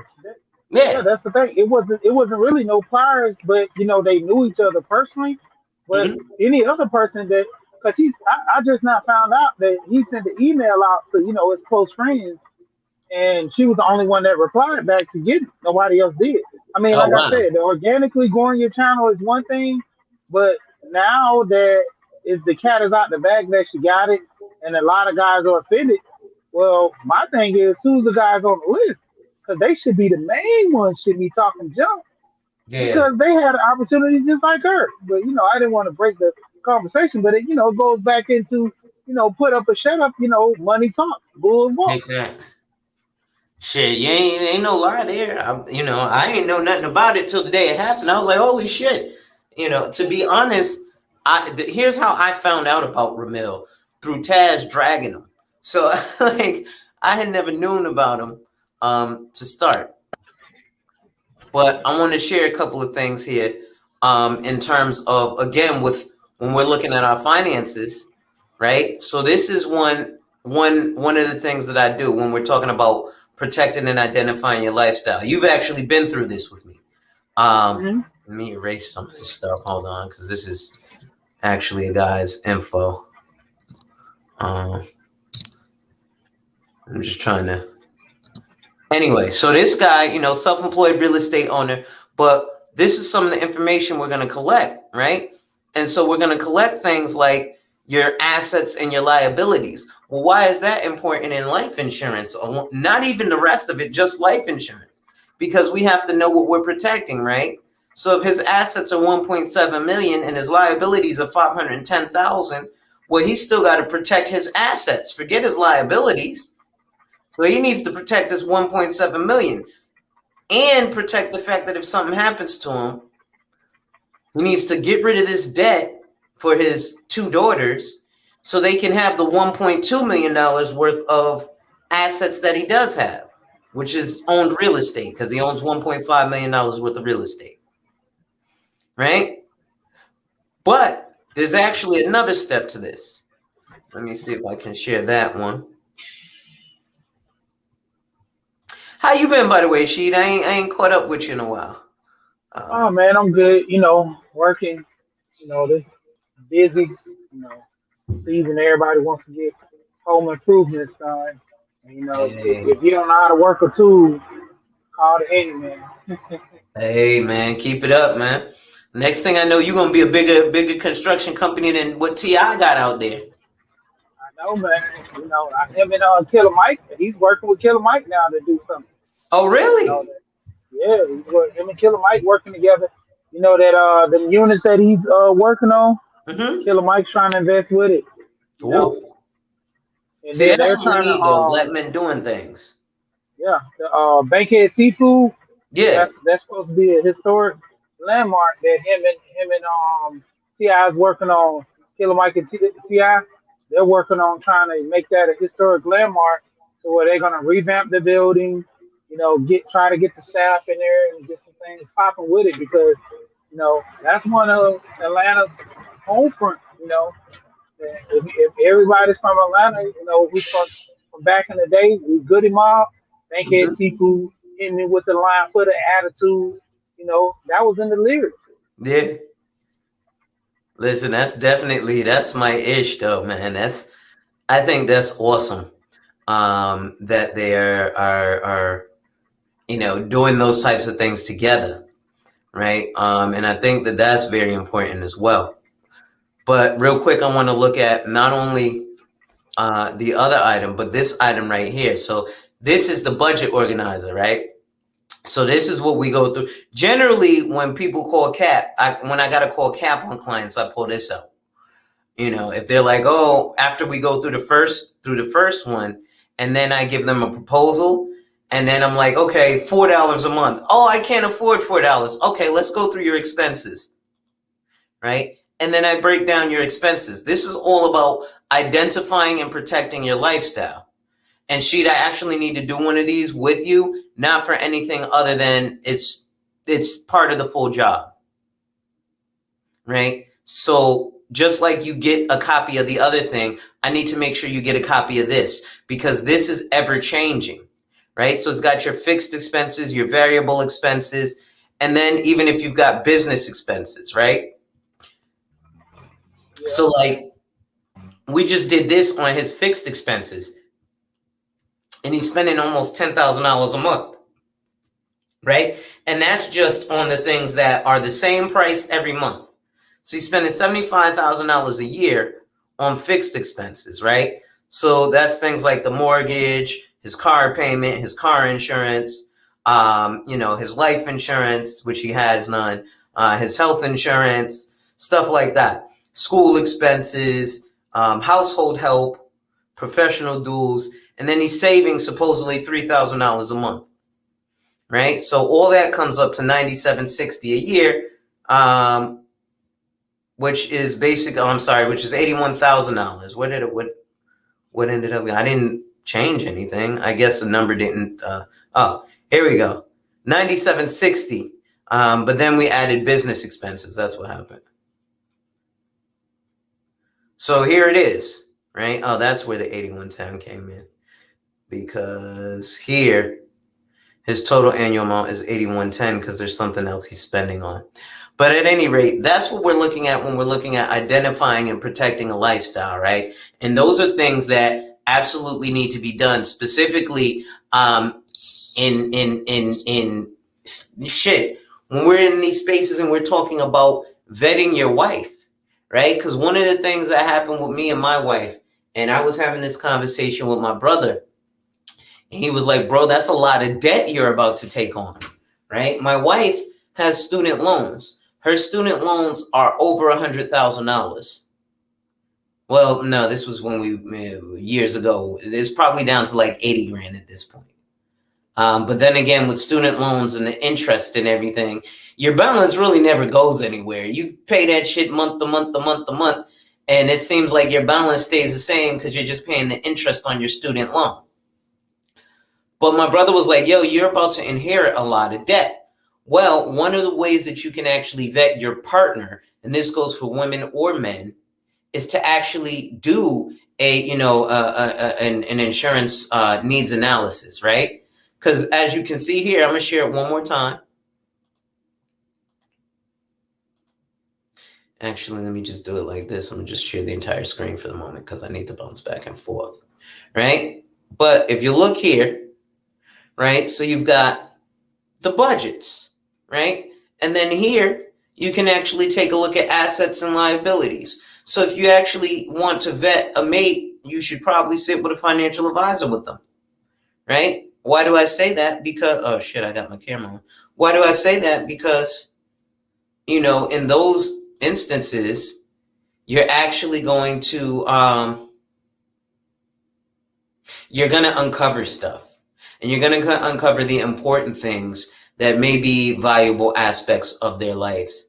And I think that's important in vetting your woman or your mate if you're a woman trying to get with a man, right? If he don't want to do these things, then he's probably not thinking about a future with you. If she don't want to do these things, she's probably not thinking about a future with you. What you got to say about that, She? Yeah, I mean, it's a balance and a key of all that. If you dealing with somebody, that's gonna be on with you and for the long haul, they're gonna understand there's certain things that they gotta, have within the process. A lot of, it is funny that we always have these discussions when they refer to the women, and I laugh because in the end, if a woman doesn't want to deal with me the way I structure certain things, Why deal with her? I'm giving up a lot, far as in the resources and everything. Mm-hmm. Like, what am I getting out of the deal? Right. And we always go through that scenario and situation, but like, what is the benefits for the man? Well, this is true. And I think that's important, man. We have to look for that, right? What is our benefit? And we were actually talking about this earlier on Pastor $40 channel. And I was saying, I think a lot of men, part of the balance or the repayment is simply having a family, right? Because, like, I look at some of my homeboys who are single and still running the streets, and they smashly every chick they see. And here's what they say: "Yo, man, it'd be nice to have somebody to come home to. I wish I could, come home to a chick. Man, listen, smashing these chicks is nice, but my bed gets cold." Right? The same thing we talk about these women having a winter for. I'll give you a prime example. I got a homeboy who right now is messing with a chick, and she'll move hella high water to deal with this guy, right? But she's also got a man on the side, like a boyfriend. But he's like, yo, it's cool to be with you, but I want my own. I don't want, sloppy seconds. And when it comes time for me to come home and get with you, I can't, because you belong to somebody else. And even when I'm single, all these chicks that I deal with, ain't none of them home for me when I come home from work, right? If I gotta call them up, I'm always spending money. We talk about the tricking, and he could get the cat without paying for it in one sense. But guess what he has to do? Well, I can't have you at my house where my kids are, because I don't need them seeing me with a bunch of different women. And obviously, you live with your man, so we ain't gonna do that. So what's he got to do? Spend money on a hotel, you know. So little stuff like that. But if you get yourself Yeah. in a position, oh, go ahead. No, go ahead. I didn't cut you off. Go ahead. So if you get yourself in a position where you don't have to do that, I think that's what men want. You got it.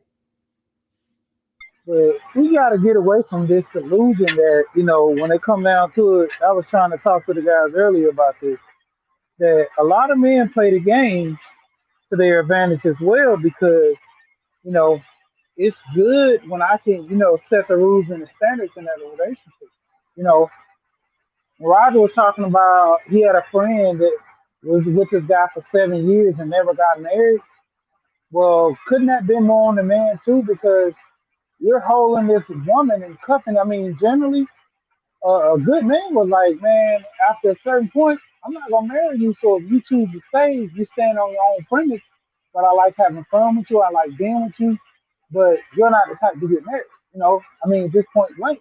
I mean, you can string her along until you find someone else. I mean, that's good on your standard, but not for her. But then when a man does that, we just look at it as something like good faith. I mean, we got to take it from both angles. When women do bad decisions, we shame them for it. But when men do bad decisions, well, he's a man. He's entitled to this. And I don't like that because to me, we're pushing the image as us being bigger lights than we are because we have to look at ourselves in the mirror because you got to understand. Just like there's winners coming for women, there's also winners coming for men. When women are getting cats and dogs and dying along, there are also men that are doing the same thing. So, holding the women to a fault, they're staying in that relationship with you on hope. That's why that woman stayed in a relationship with that guy for 7 years on a hope that, some he'll go ahead and change his mind and get married. But with the premise of her being a fool, I wouldn't call her a fool because, she was still having hope for the man she loved. And, to a point, she should have said something because the biological clock for her is ticking compared to that man. He can have kids, way in his 60s and, settle down with a younger woman. So, to one point, it's her fault. But again, it's his fault as well because, you know, when it comes down to it, if you're not willing and wanting to be with somebody, just come up front. I tell most guys, if you gonna cheat, she gonna leave you anyway, so you might as well tell her, be like, look, it ain't working out, so I'm about to go give you something else. If you here, cool. If you're not, cool. Because once you lose her, you're gonna be like, oh man, I lost a good girl. She found out I was cheating. So it's like, what is the angle? Because you knew she was gonna leave if you cheated. So why you just didn't tell her anyway to get her out of the way? And you know that in house is something serious when it comes to certain guys. You know, Yeah, man, that in-house is something else, man. Let me tell you, I learned that. And my homeboys are definitely experiencing that. He actually came from a position where he had in-house, and similar to what you said, he, even though it was in-house, men are conquerors, so we like to have new conquests, and he went around and had a new conquest, and she found out and she left, and he was like, now it's different because now when I come home, I don't hear nothing. No TV, no water running, no lights on. It's just dark. Ain't no food cooked. Ain't even a mess in the kitchen for, my kids leaving a mess because she took the kids too. You know what I mean? So it's like, now he just comes home to silence. And then when he's home, it's just silent all day. And then when he gets up, if he's hungry, he got to cook. If he's bored, he got to find out something to do. He can't go, prank his kids or nothing. So now he's just there by himself, and he hates it. And I think that's what has ended up happening to a lot of guys, which is why I wanted to do, a lot of this Husbands United stuff, because I think, a lot of men need to have an outlook from a married man. I've got a bunch of homeboys who are, in their late 20s and 30s who listen to a lot of this stuff. They listen to Fresh and Fit. They listen to Kevin Samuels. And I'm like, whoa, one guy actually spoke to me deeply because I was telling him, I do a lot of YouTube content mainly towards insurance, but I deal with a lot of manosphere. And he was like, oh, yeah, I listen to a lot of those guys. As a man who's not in a committed relationship, and I was like, well, listen, I'm a man in a committed relationship, in a marriage. And there's certain stuff that's being said to you guys that's making you guys look at everything bleak. And it shouldn't be bleak, right? You'll have people in the Black Brain Trust who are divorced, and they'll say, listen, if you got a good thing, you got a good thing. Don't listen to what a lot of these other guys are saying because they're bitter. Just like we talk about the women who are bitter baby mamas and all this, right? Well, you don't think there's bitter men in these areas? There's a bunch of bitter men who are highly upset for a couple of things. One, especially in the Black community, we have this thing about ageism where you can't date somebody who's, more than 5 years younger than you. Otherwise, suddenly you're a pedophile. Even though every other culture will date, they'll have a 20-year difference. Now, we ain't got no problem with Erykah Badu dating a 27-year-old. She's not a pedophile. But as a man, if you're 59 dating a 27-year-old, there's a problem in Black America. That is one issue. So the Black guys have that issue. And then their issue is the women that they wanted don't want them. Or the women that they want don't want them. yeah, Yeah. Oh, go ahead. yeah, that's the biggest question of all. That when it comes down to it, it's like, what do I want, and what am I getting out of this relationship with this woman? Because understanding that, what's his name? From immature Marcus Houston. When he married that young girl, Yeah, my they gave him lookalike. so much grief, But then you'll look at Madonna marrying, like, or not marrying, but dealing with her personal trainer. That's almost her son's one of the kids' age. Where's the trauma and the heartache behind that? But it's a bias thing when it comes to women and it comes to men. And I we got go a through groove that a back. lot in it. Yep, all the time. Yeah, so when Stella gets her groove back is a whole different story than when Stanley gets his groove back. But you got to realize that's because women are more apt to shame the man. How dare you get with a younger woman? How dare you get with a younger woman instead of me? Blah blah blah blah blah. Men don't really care, right? You get with a younger woman. We're not.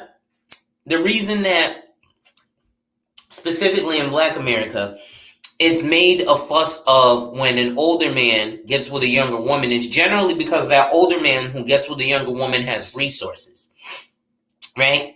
And so that's why we care so much, because the women who are close to his age are like, well, damn, yeah, I ignored the shit out of you while you were young and broke, but now you're old and wealthy. What, you ain't checking for me? No, I'm not. I want a newer model BMW. It's nice to have the 2002 Lexus with the 2JZ engine, but I'd much rather have the 2022 Lexus with the 2JZ engine, right?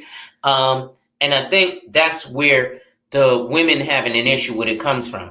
The men, the reason we don't, the reason nobody's making a fuss out of Erykah Badu or Madonna dating a younger guy is because the guys around her age, ain't nobody checking for Madonna or Erykah Badu in their age range.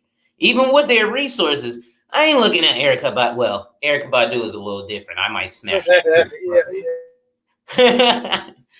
But for the most part, I ain't looking at no 50-something-year-old woman, and ain't no 50-something-year-old man really paying attention to no 50-something-year-old woman. Right? He wants the younger model. So that's why that discrepancy happens. Go ahead. I mean, yeah, that is a big issue, with the older women trying to get married later on in life. Like, there's some things that you trying to act like, you're contributing to society. No, it's just the 401k plan for you when you get older. You try to bat your eyes, and those signals are there for those men. A lot of men don't understand that. That's all these women are doing, man. They're looking for the meal ticket. Like I said, women who go to Kevin, they go for the cheat code because all their life, they've been doing what they want to do, living their life to the best of their ability, and now they want the cheat code to get that man. And they've been new being submissive and all that is the key, but to a sick, I can't even say that because a lot of them don't even know it wasn't taught. There's certain things that you know of, but you just don't know how to do it.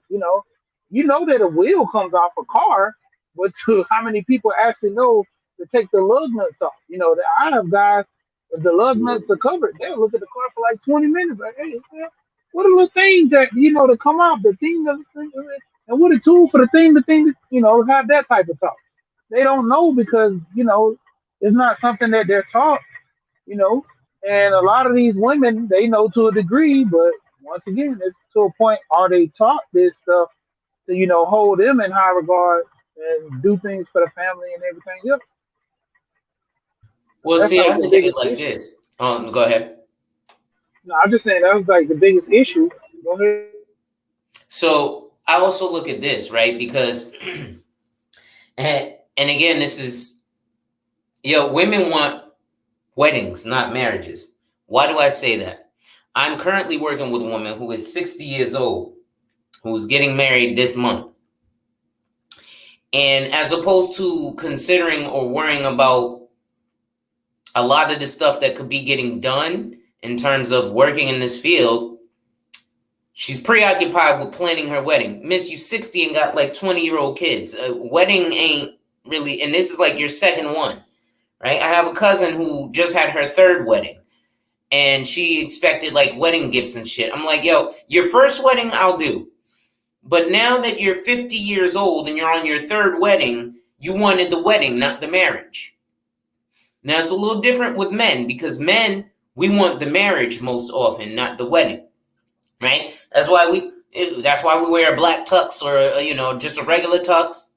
And we're pretty simple for the wedding day. But the marriage is what we want. So we want the entire relationship. Women just want the wedding. How am I evidenced by that? By a 60-year-old woman who's planning her wedding over planning her finances and working in this field. Miss, you're 60.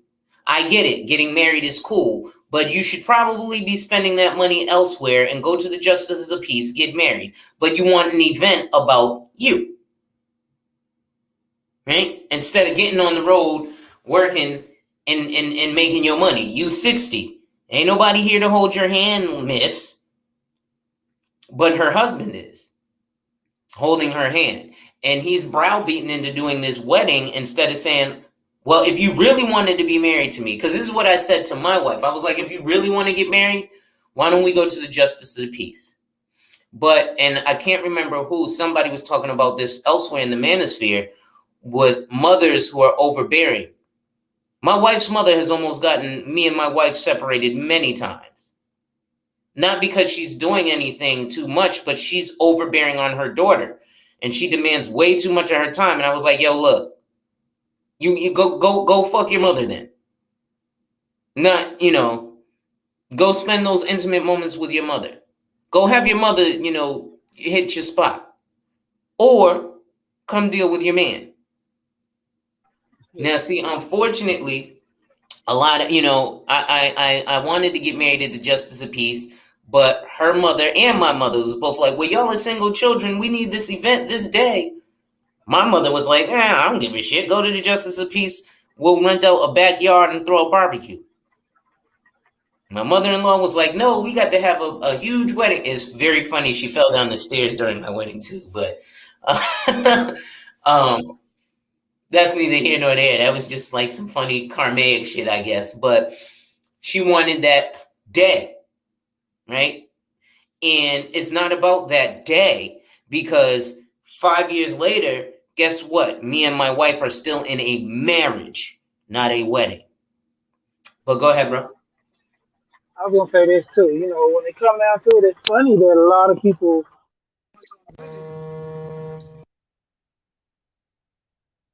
Go ahead. You can take that call. Can you hear me now? Yeah. All right. Yeah. What I'm saying? There's so many people focus on the wedding to the point where they lose so much. When it comes down to it, like with my wife, I tell my wife, looking at all her family and stuff like that, and I tell her, I say, well, the bigger the wedding, the quicker the divorce. I mean, like I had a homeboy.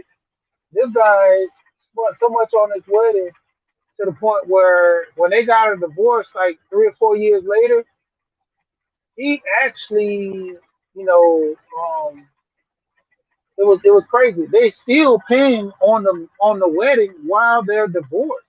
I'm like, dude, that is a crazy thing. Like, you still paying on a wedding pretty much while you divorced from this woman, but you're still paying on it right now. I'm like, That's that's crazy. the issue. Yeah, and then you look at the family members how they do things. Look how the family will sit there and want to big up you and this and that. Like I tell my wife, I said, look at your family. Look at the women in the family. Look how they treat their man. Look how they deal in situations. Now, how many of them still married and how many of them are single? You know, everything is not that perfect, but still, looking at the marriage rate and the divorce rate, it's the reason why it's going on.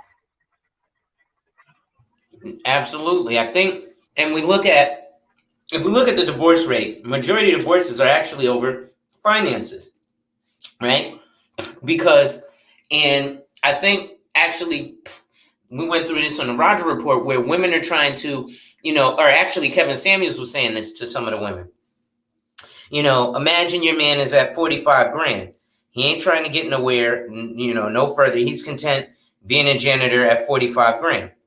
Well, as long as he has ambition, no, his ambition is to be a janitor and stay at 45 grand. And so what happens is the women get upset because they think that they can transform this man. You ain't going to transform a man no more than a man is going to transform you, man. And that's absolutely not going to happen, because I hear way too many women, I ain't going to for no man. And I don't need a Build-A-Bear. I need a complete man. Well, if you need a complete man when you go to the Build-A-Bear workshop, don't go to the Build-A-Bear workshop, because you're going to have to build a bear. But if you want a complete bear, a Cabbage Patch Kid, well, that's going to cost you more than a Build-A-Bear, because it's completely built by someone else.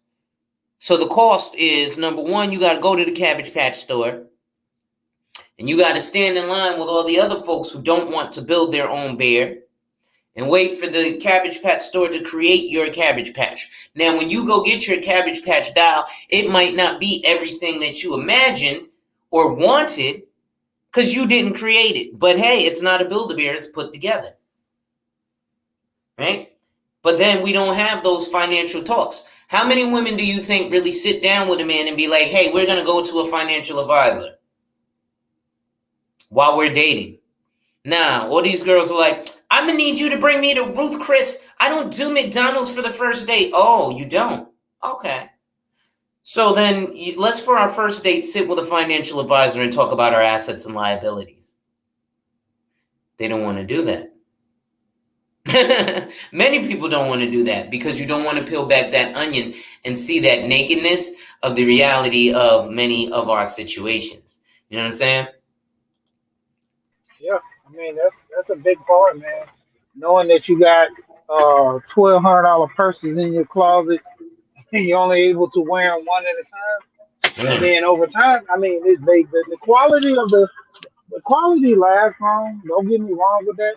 I like quality, and I expect women to have quality things, but it's excessive when you get starting to have a certain amount, and to a degree, how much of that money could have been invested in something else?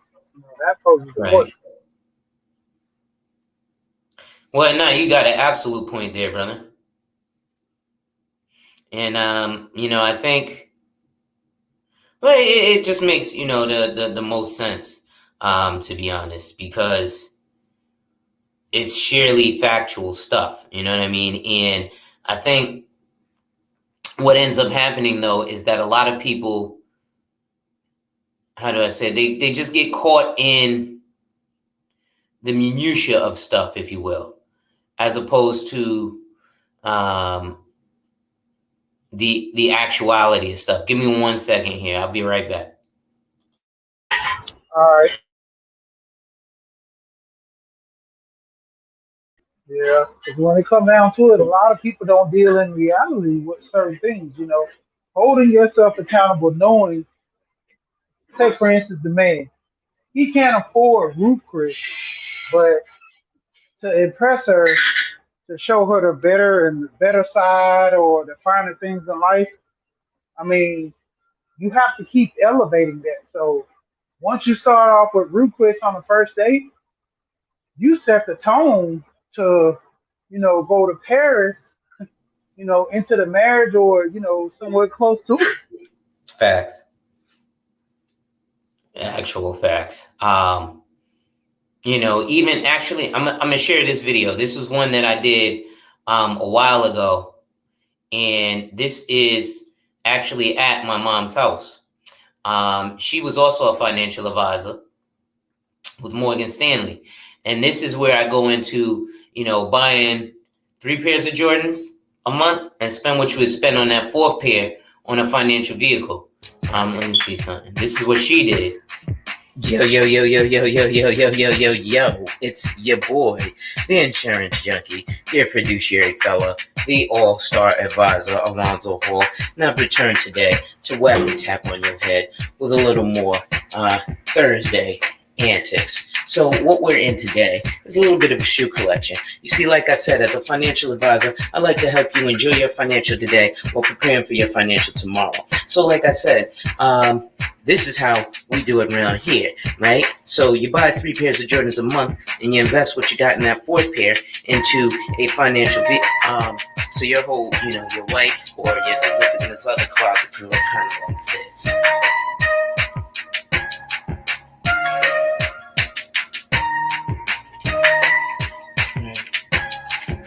A little bit of the shoe collection. Just a tad bit of the shoe collection.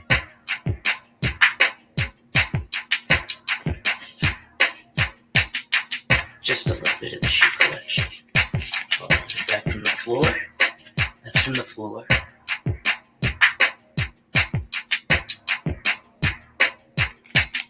To the ceiling. Oh, this is a brownstone, by the way, just so you know. This is how we do. This is how we do. This is how we do. So what you need to do is get you. All right. So what I was doing there basically was just showing a little bit of what I was saying earlier in terms of, if you're going to buy 3 pairs of Jordans, you spend the money that you would spend on that 3rd pair or on that 4th pair on a financial vehicle so that you can buy 3 pairs of Jordans a month every month for the remainder of your life.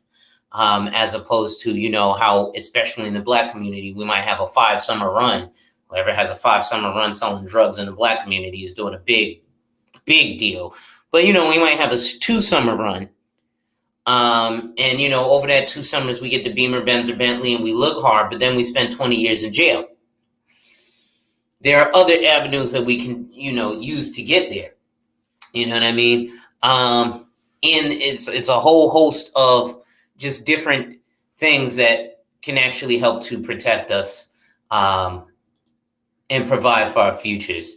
So actually, I'm going to do that real quick just because I'm going to do that in the future. I don't want to do that today because I have been going for a little over 2 hours, and I do kind of want to go get me something to eat. It is 3 o'clock in the afternoon, almost 3 o'clock in the afternoon here on the East Coast. So, ladies and gentlemen, I am going to go ahead and get ready to get running. I'll probably actually go live again a little later on, and I'll be talking about the infinite banking concept as well as buying term and invest in the difference. I think those are important things that we need to learn about. I generally focus on finance on my page, but that's why we have here Husbands United, because I am a husband, and there's a lot of men in these spaces who are husbands or who want to be husbands. And the best way to find out how to be a husband is from someone who is a husband, because we're going to have different reactions and feelings about certain things than someone who isn't a husband, right? You get a lot of guys who want to come in and be like, well, I'm a king. I don't need my queen for shit. She needs to be barefoot and pregnant. Well, that tells you those men have never dealt with being in high quality or high monarchy positions, because in a monarchy, if you're a king or you're a royal, you do not deal with peasants. Your queen needs to come from royalty, meaning she has to come to the situation, generally financially, with something. Shit, we even do it in Africa. The king would trade some pigs or some fucking cows for his bride price. So at any rate, with that being said, make sure you hit that like, drop a comment, subscribe, and hit that notification bell so you're made aware every time I release new content. And as always, share, share, share. Lastly, ladies and gentlemen, wipe ass. Work in progress every day and see success. Wipe ass. Work in progress every day and see success. Wipe ass. Work in progress every day and see success. And remember, ladies and gentlemen, when people challenge you, they don't challenge you to challenge you. They challenge you to challenge you. Accept the challenge. Salute.